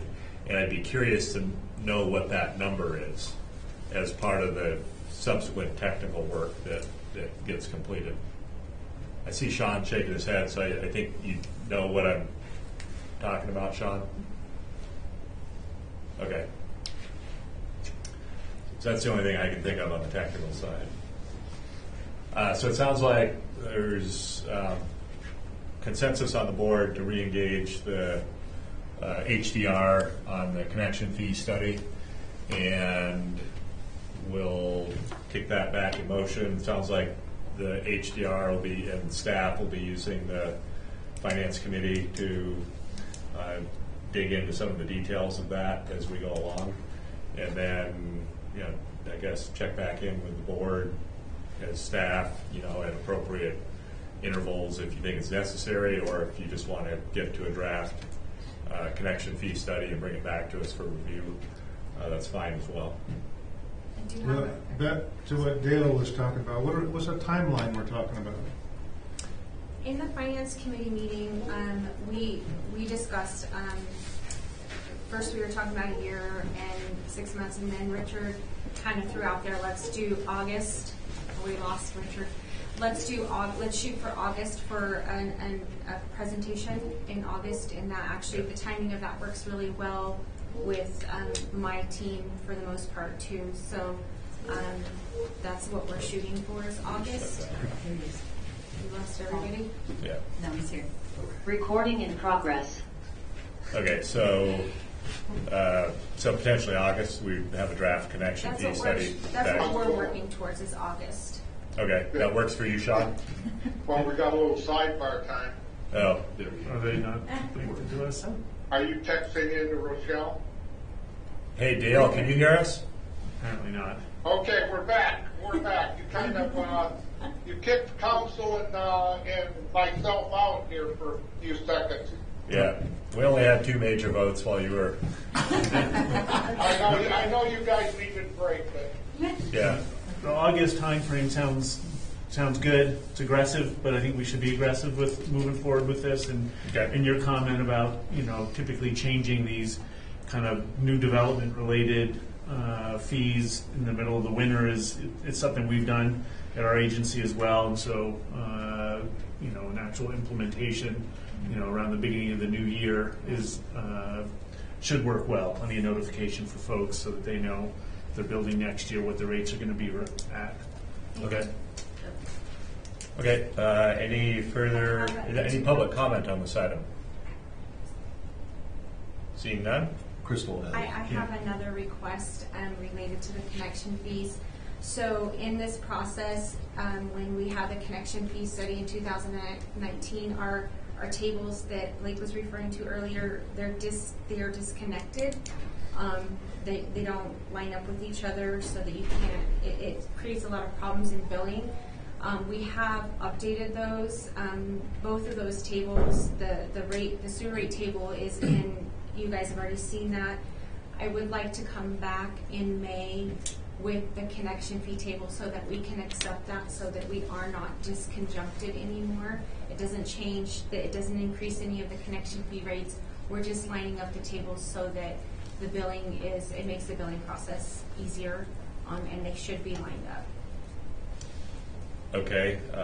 Yeah, I understand what what Crystal's explaining, and I mean they do change the rates, but we're talking kind of very minor, like pennies and stuff like that that got tweaked a little bit. So yeah, I would. Rounding. I think you guys should, if you need to do that, bring that to the board in May. Yeah. Yeah. Okay, that'd be good. And then when you bring it, if you could just, I'm not fully understanding what it is. I don't need to at this meeting. I would just want to understand what the disconnect is that's being described as part of the May presentation. Yeah, I can put that together. Okay. Any further discussion on this? Richard, are you comfortable that you've got adequate direction from the board? Yeah, I think you guys talked about the August deadline as we lost connection there for a second. So we'll plan on bringing updates to the June and July just to update the board on our progress. Okay. And Dale, you're good with where we're headed here? Yep, move forward. Great. Thank you. All right, next on our agenda is management team report and the department reports. And Mike's up first. Thanks, Crystal. Thank you. Good morning, President Wilkins, Michael Peak, Operations Department Manager, and the board. Good morning. For the Operations Department report for last month, all plant waste discharge requirements were met for the month. The plant performed well. We continue to try to improve and work with the sodium hypochlorite disinfection project. The WIMS system is being utilized by staff, and internal configuration setup is ongoing. We hope to maybe have a presentation in the next month or two for the board for a kind of a final overview of what that looks like. Annual trend analysis was reported to Lahontan. For the lab staff performed the necessary testing, and they are also in the process of implementing quality system improvements, and the lab assessment is scheduled for May 31st to get us in line with TNI implementation, and the LIMS implementation is nearing completion. Other than that, any questions for the operations department report? Any questions from board members? No. Thanks, Mike. Thank you. Thanks, Mike. Greg gave us some pictures for you. Oh, good. Paul?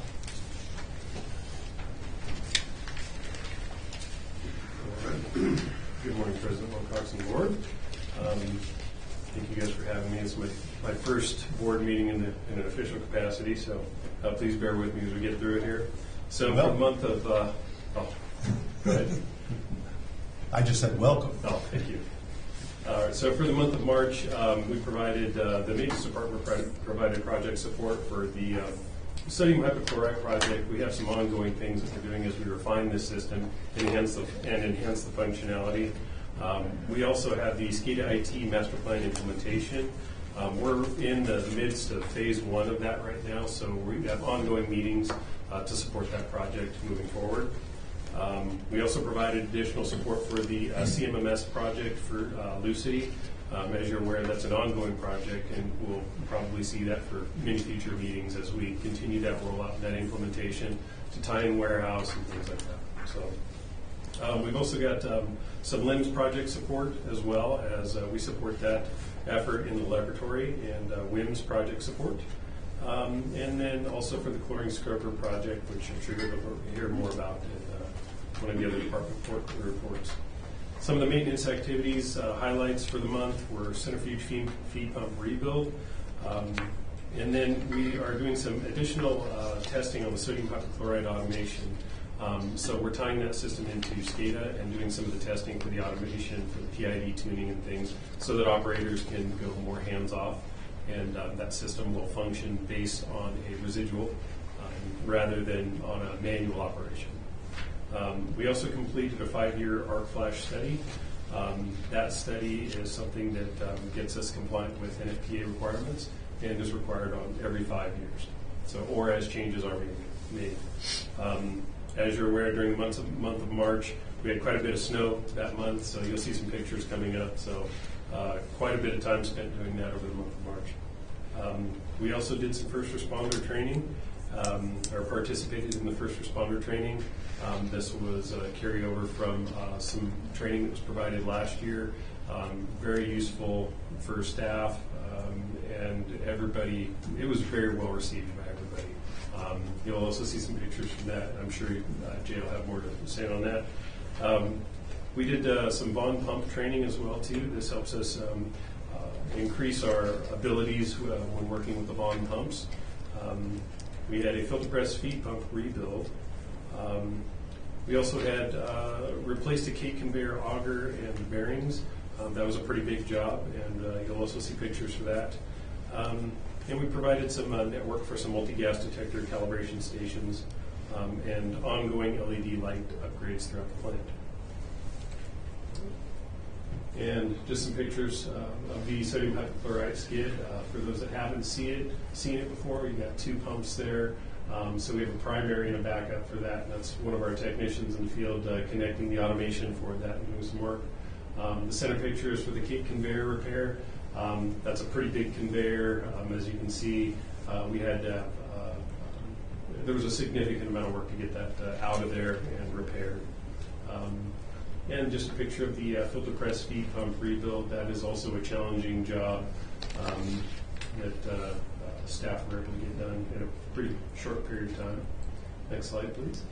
And some pictures of our first responder training. This is always well received. Staff really, really enjoy this one. I participated with it myself. We learn a lot. The trainer does an excellent job, and we're grateful to the safety department for providing that training for us. It's a lot of fun.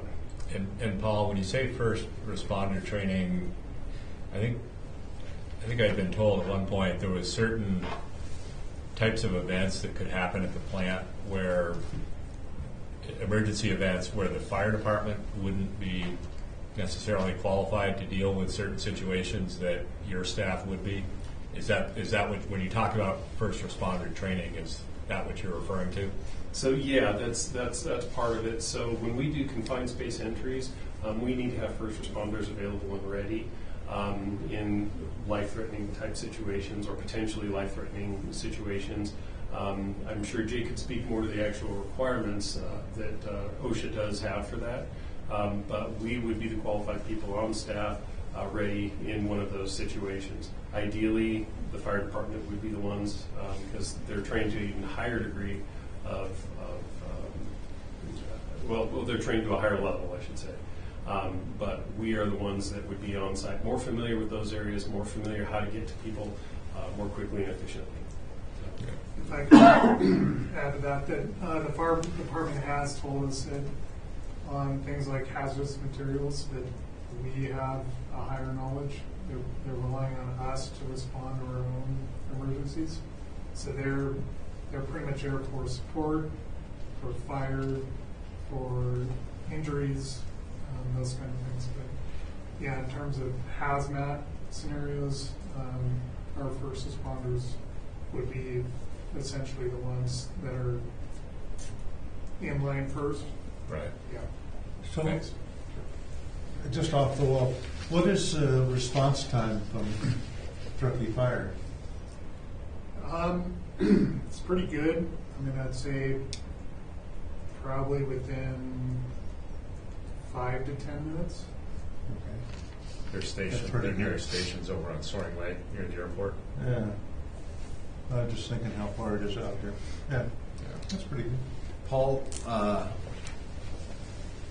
the trainer then was not from the fire department. This is, who was the trainer for this? So the trainer for this particular exercise, which is a ropes rescue course, his name is Kerry Tuckett, and he's with Rocky Canyon Rescue out of Nevada. So he has a career's worth of experience in mine rescues. He's very competent. I'd say in all the trainers we've had, he's probably maybe top 3 in terms of knowledge and experience. Great. So we have many trainings for first response team to prepare for these incidences, but the one that Paul's highlighting here is the ropes team, which is Carrie's. Thanks. And then did you have more photos you wanted to cycle through, Paul? I think there's just some pictures of some of the front snow removal. Everyone's got those pictures, right? Yeah, I'm sure you guys have plenty of your own in your districts and things. So. Come to Alpine Meadows, we got. You got some of those pictures up at Alpine? All right. Thank you very much. Thank you. Any questions for staff, by the board? No? I just see any? And hopefully this is an easy question. As we've gone to the sodium hypochlorite, which is I think just the chemical name for basically bleach. Yeah. Is the concentration of it similar to what you get like in a jug of bleach that you buy, at the grocery store or whatever? And then roughly how many gallons of that bleach do we need per day to disinfect our effluent?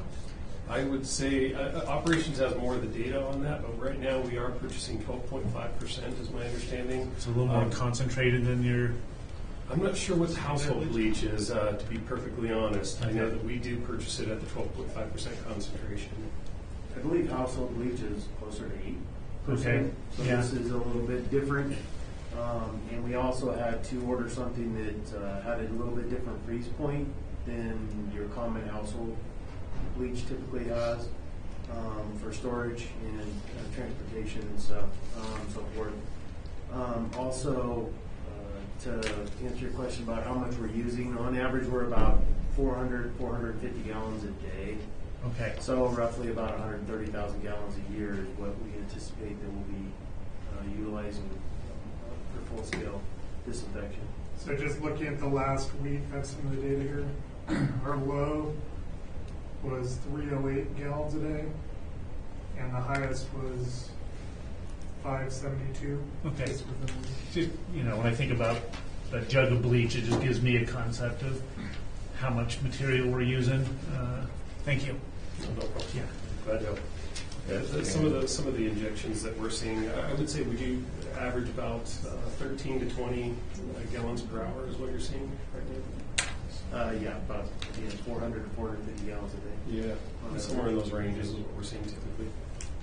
All right, I think Jay's up next. Yes, thank you.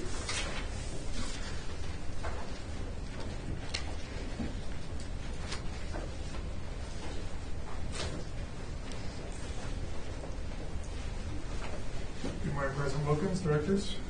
So engineering, this last month we worked on the chlorine scrubber project. We're getting close, probably about another 2 weeks, and then we should be wrapping that one up. Roof repair project is bidding next week. Hey Jay, can I ask a question? The whole chlorine scrubber improvement project, so that, how relevant is that now? So, good question. When the project was conceived and when it was in its middle phase and actually beginning of construction, we didn't know how the hypochlorite project would turn out. Right. It could have been that the hypochlorite project didn't work well at all, or TDS increased a lot, or chlorides increased a lot. And we would have had to go immediately back to chlorine. The further we get down the road here, and the more data we have, the more assurance that we have that hypochlorite is working well, the less relevant the equipment is. Right. Unfortunately, it's already purchased and it's already being installed. It's already Understood. installed now. Right. So the bad news is that it may not be used in the future for chlorine purposes. But the good news is that if hypo does turn south for some reason, we can immediately go back to gaseous chlorine. Or I've been involved in a number of odor control projects in my career, and on some of those we've used units that are practically identical to this scrubber. So this type of multi-pass scrubber is used both for chlorine removal and odor control. There might have to be slight tweaks, in the operating code or the some component of it, but generally speaking, this unit can have a second life for odor control. Okay. And it's very likely there will be odor control needs down the road that we don't foresee now, or a new process that comes in, we could evaluate these units. Okay, thanks. Sure. Roof repair bids are coming in tomorrow afternoon. Next slide, please. And projects in development, digester improvements project. We're continuing to work with the consultants to dial in scope and scope first for the RFP process that's to follow. Filter and film condition assessment project. We're waiting on a piece of equipment on that still. Sodium hypochlorite disinfection full-scale project. So we're in a study phase right now to look at what would it take to build a permanent facility. So right now our pilot facility is operating with some rental tanks in an area that we've made work, but is not like what you want to use for long term. So we're in the process of looking at locations. What would that look like in terms of facility? How much would it cost? And then we can make some decisions moving forward. And finally, the TRI project, Alpine Meadows to Olympic Valley. We have a section of the TRI that is needing rehab, and you've heard about that before. So more scope of work development on that with consultants. Okay. Thanks. And a few photos here. That's the new chlorine on the left rolling into our plant. On the right-hand side is our process to empty out the chemical out of our existing scrubber, the old scrubber. Next slide, please. And then top left slide is removing the existing scrubber out of the building, and bottom right is sliding the new one back in. And as you can see, it was a tight squeeze. Yeah. Any Thanks, Jay. questions? Any questions from the board? Nope. Seeing none. Crystal?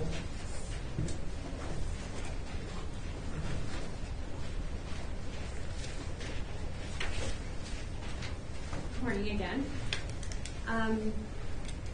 So from the finance team, we kicked off the fiscal year 24 budget process, and we started meeting with CalClass on our option for LEAP. I have some additional information. I'll talk about investments when I get to my part of the update. For the Billing Customer Service Department, we completed the Prop 218 notice and finalized the mailing list.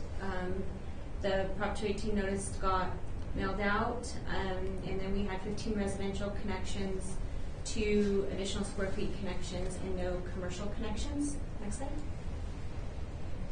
The Purchasing Department, Kaylee assisted Rochelle with the board meetings. And posted the chemical contract bids for Michael for operations, and then is currently working on AP purchasing project. And then for general admin, the only additional there is that I would like to actually talk more about is the investments. Give a little more detail on that, and then I would also like to talk about the Prop 218 notice. I'll go with the good stuff first. So we'll talk about investments. Just this week, we invested $5 million in CDs. Basically 1.7 and 1.7 and 2-year CDs at a range of 4.75% interest to 5% interest. 1.7 and a 1.5-year CD ranging from 4.75 interest to 4.95 interest. And then a 1.5 million in 1-year CDs ranging from 4.85 to 5% interest. Those are laddered and will come to maturity at various times. The remaining, so we wired $5 million. We were allowed to go up to $10 million. Richard and I chose $5 million to be conservative.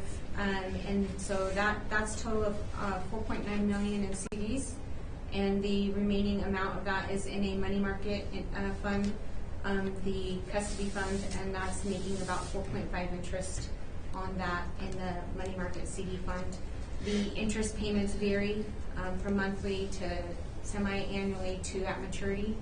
And we have received all the confirmation from Aaron Bonk at Time Value Investments on all of that, actually just yesterday, I believe.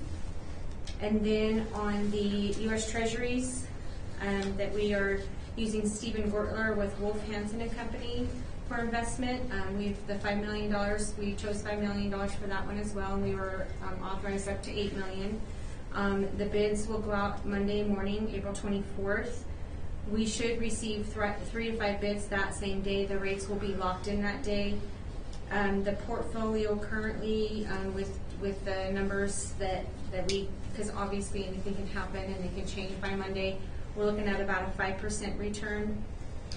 We opted in doing a 5-month and a 9-month, splitting that, the 2.5 in a 5-month and a 2.5 in a 9-month. So they mature on September and December. We were looking at potentially doing a 2-month, but I didn't want to, in 2 months, I wanted to take advantage longer of the rates where they are right now. And in 2 months, they could be significantly lower, could also be significantly higher. So that's the update on those 2 investments. The additional update on, just for perspective, the LAIF interest rate is 2.85% as of April 12th right now. And Michelle and I will be meeting again with Bob Scholl on the CalClass, and what we're looking at trying to do there is using CalClass instead of LAIF for the majority of the rest of the money, because they're more in line with current rates. They don't have as much of a lag. So that is the next step in the investment part of what we're doing. Any questions on the investments? Nope. Good job.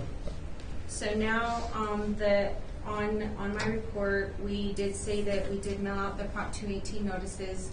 We mailed those out through an agency, InfoSend. InfoSend does all of a good majority of our mailings, and prior to the tax roll, I believe they did a lot of our direct bill mailings when we had more direct bill mailings. I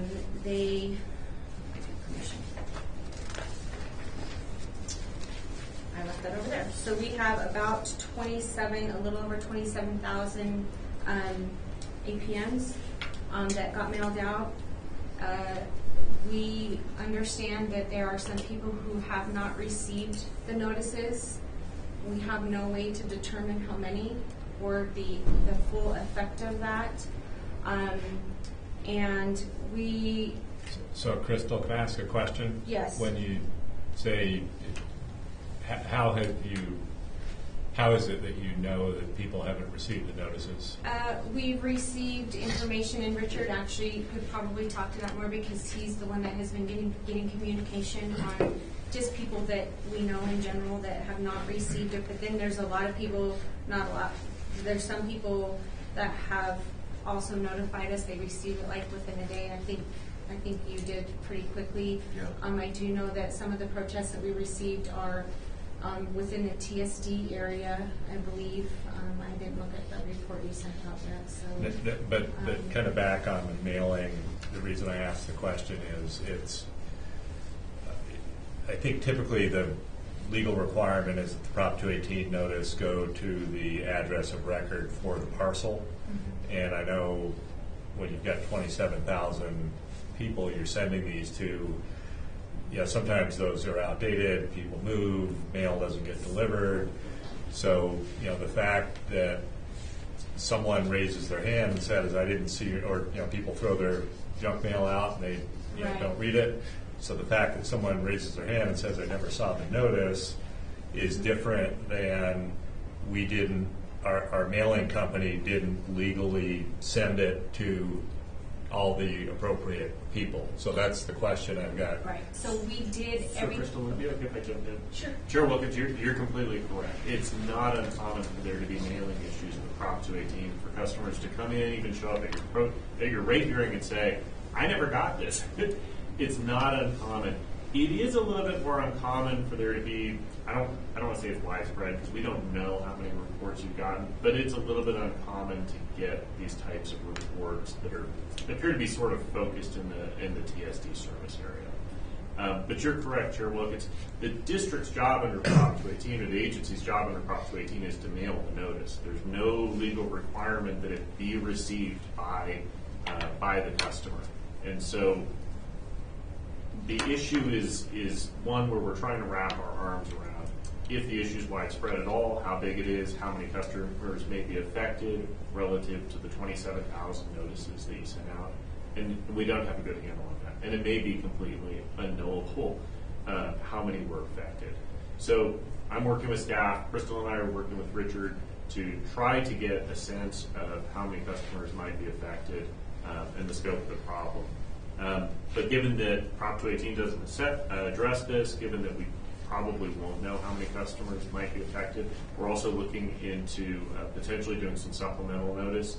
Probably not an additional mailing because there's a significant cost involved in that, but perhaps looking at maybe radio, maybe newspaper, just to make sure that we've done our due diligence and letting customers know that the process is ongoing, in addition to what you're already doing with the website, the mailing, and the notices at member district board meetings. So do we have any, it sounds like we used a third-party company to send the notices out on our behalf. So are we able to ascertain whether or not they did that the way they were supposed to? We did. That whole process, I'll do it a quick summary. The agency pulls current APN address information from the different counties, and Celeste did that. And then we put that information together into a file, and we give that to InfoSend. And then once they also helped us design the notice. Once that was all confirmed and they sent the mailers out, we got a receipt from them, I don't know the official name of it, but saying that the mailings did go out. So we've got kind of a chain of information where we pulled all the addresses that needed to be noticed. They provided us with documentation that they had in fact provided that noticing, and we're getting, I don't want to call it, we're getting various reports of people who are saying, I didn't see the notice. On a small notice, Alpine Meadows has third world mail service, and I got mine. So. Right. Okay. It's just a hit or miss, and I just wanted with Andrew and Richard wanted to bring this up with the hearing being in May. As far as we can tell, the agency's done everything that it's legally obligated to do to make sure that it met the Prop 218 requirements and have let customers know that the hearing is going to occur on schedule. We're going to continue to evaluate it. We may talk with the Finance Committee potentially, given that there's a lag and you do have a short timeline. If the board wishes to do something else, I would caution that really your only backup option besides providing supplemental notice would be to remail. And that has a significant cost to it. It will push your Prop 218 hearing back. And we have a timing issue if we want to get it done for next fiscal year. Right. And I'd add too that given that we know the agency did its job and that there may be an issue with the post office, there's no guarantee that remailing will fix the problem.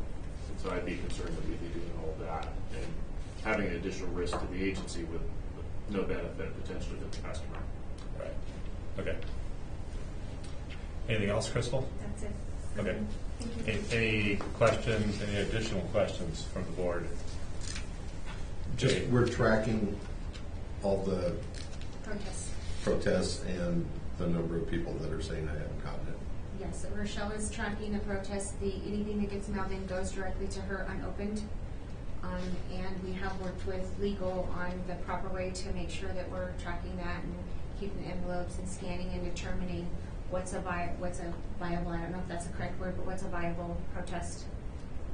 So You said 27,000 APNs, and it requires 50% plus one to legally stop the rate increase. How many protests have we gotten to date? 184. Okay. All right, thanks. Is there any public comment on any of the department reports? Seeing none, we'll move on to the general manager's report. Richard. Morning again. First, thank you to the board for working with us on our technical issues and working with me to be able to be remote today. I'll just hit a couple highlights. Land use research. So working with Andrew, we're on schedule for a June presentation on the data that we were reviewing, which was any restrictions on property deeds, as well as any legal requirements for surplus and agency property. And then also on the land exchange with Tahoe Truckee Airport, talking with Rob, their legal department is working closely with the FAA right now, so it has moved forward. They're anticipating a decision any day, so stay tuned. Hopefully more will come. I did give Rob Michael's contact information, so if anything comes up in the next few weeks, he can pass out an update to all the board members. Another item is safety incentive program. We've been meeting and discussing that with the direction of the board to re-implement the annual safety incentive. So working with Jay on that. Another highlight, again, the first responder training, which I participated in as well. Interviews for the maintenance manager completed. Obviously, we have Paul with us now. Congratulations, Paul. Working on some transitions of work tasks around, so SSMP's transitioned over to Jason Hayes in the lab, Mike Smith, our compliance officer, so he's working on the update on that. Other than that, local landscaper decided to use our property as a dumping zone, so we had a little bit of a... Nope, we just lost Richard. Oh, no. There's back. Nope. There he was. Okay. We can got hear you him now. Landscaper. Still with you, okay. Landscaper use our property for a local dumping area, so we're working on cleaning that up. Last item is we did a chili cook-off. I want to congratulate Jeff Navarrete, also known as Navi, as the winner. So he was the recipient of a gift card and a winner's spoon. And then just highlight, we have an upcoming ACES baseball event for all staff. With that, any questions? Any questions from the board? I'm good. Dale, I can't see you out there. Yeah, I got just a quick question for Richard. What was these illegally dumped items on our property? Was there any identification of what this stuff was? Yeah, it was a bunch of root balls from planter boxes.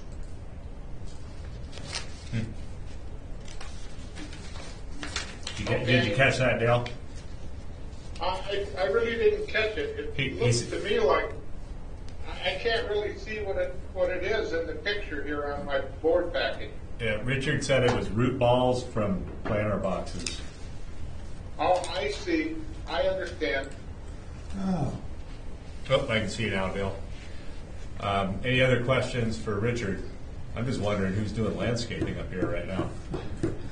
Now. Maybe that's when they dumped it. Yeah. Now, I got a comment for Richard. My prayers are with you, brother, on your surgery. I hope everything goes well, and I'm looking forward to your speedy recovery. Thank you, sir. We all feel that way. Yeah. Yep, agreed. Any public comment on the general manager's report? Seeing none, we will move on. Item 7 is board of director comments. I've got one. I probably should have brought it up on the general manager's report, but it has to do with when the land conversation comes back.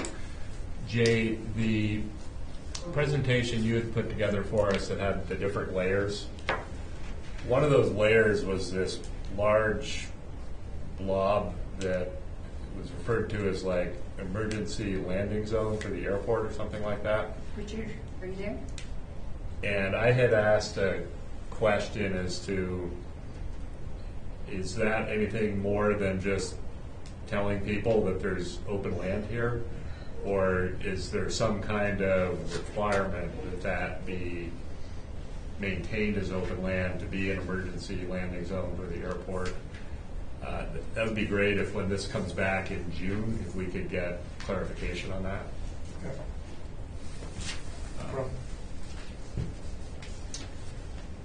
And any other board comments? Yes, I got a question and maybe a comment.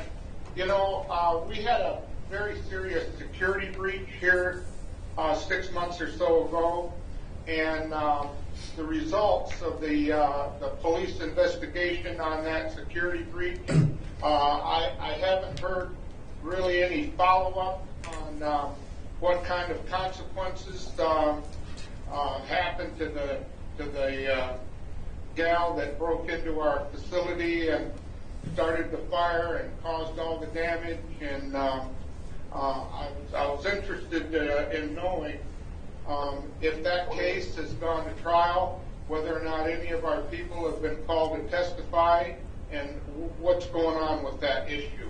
So would you like, are you requesting a update on that at our next board meeting, Dale?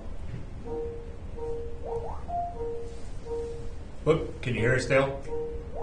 Yeah, it's being a little garbled right now. But sounds like Donkey Kong. what I'll do is I'm coming in to the office on Wednesday, and if I could just talk to Mike or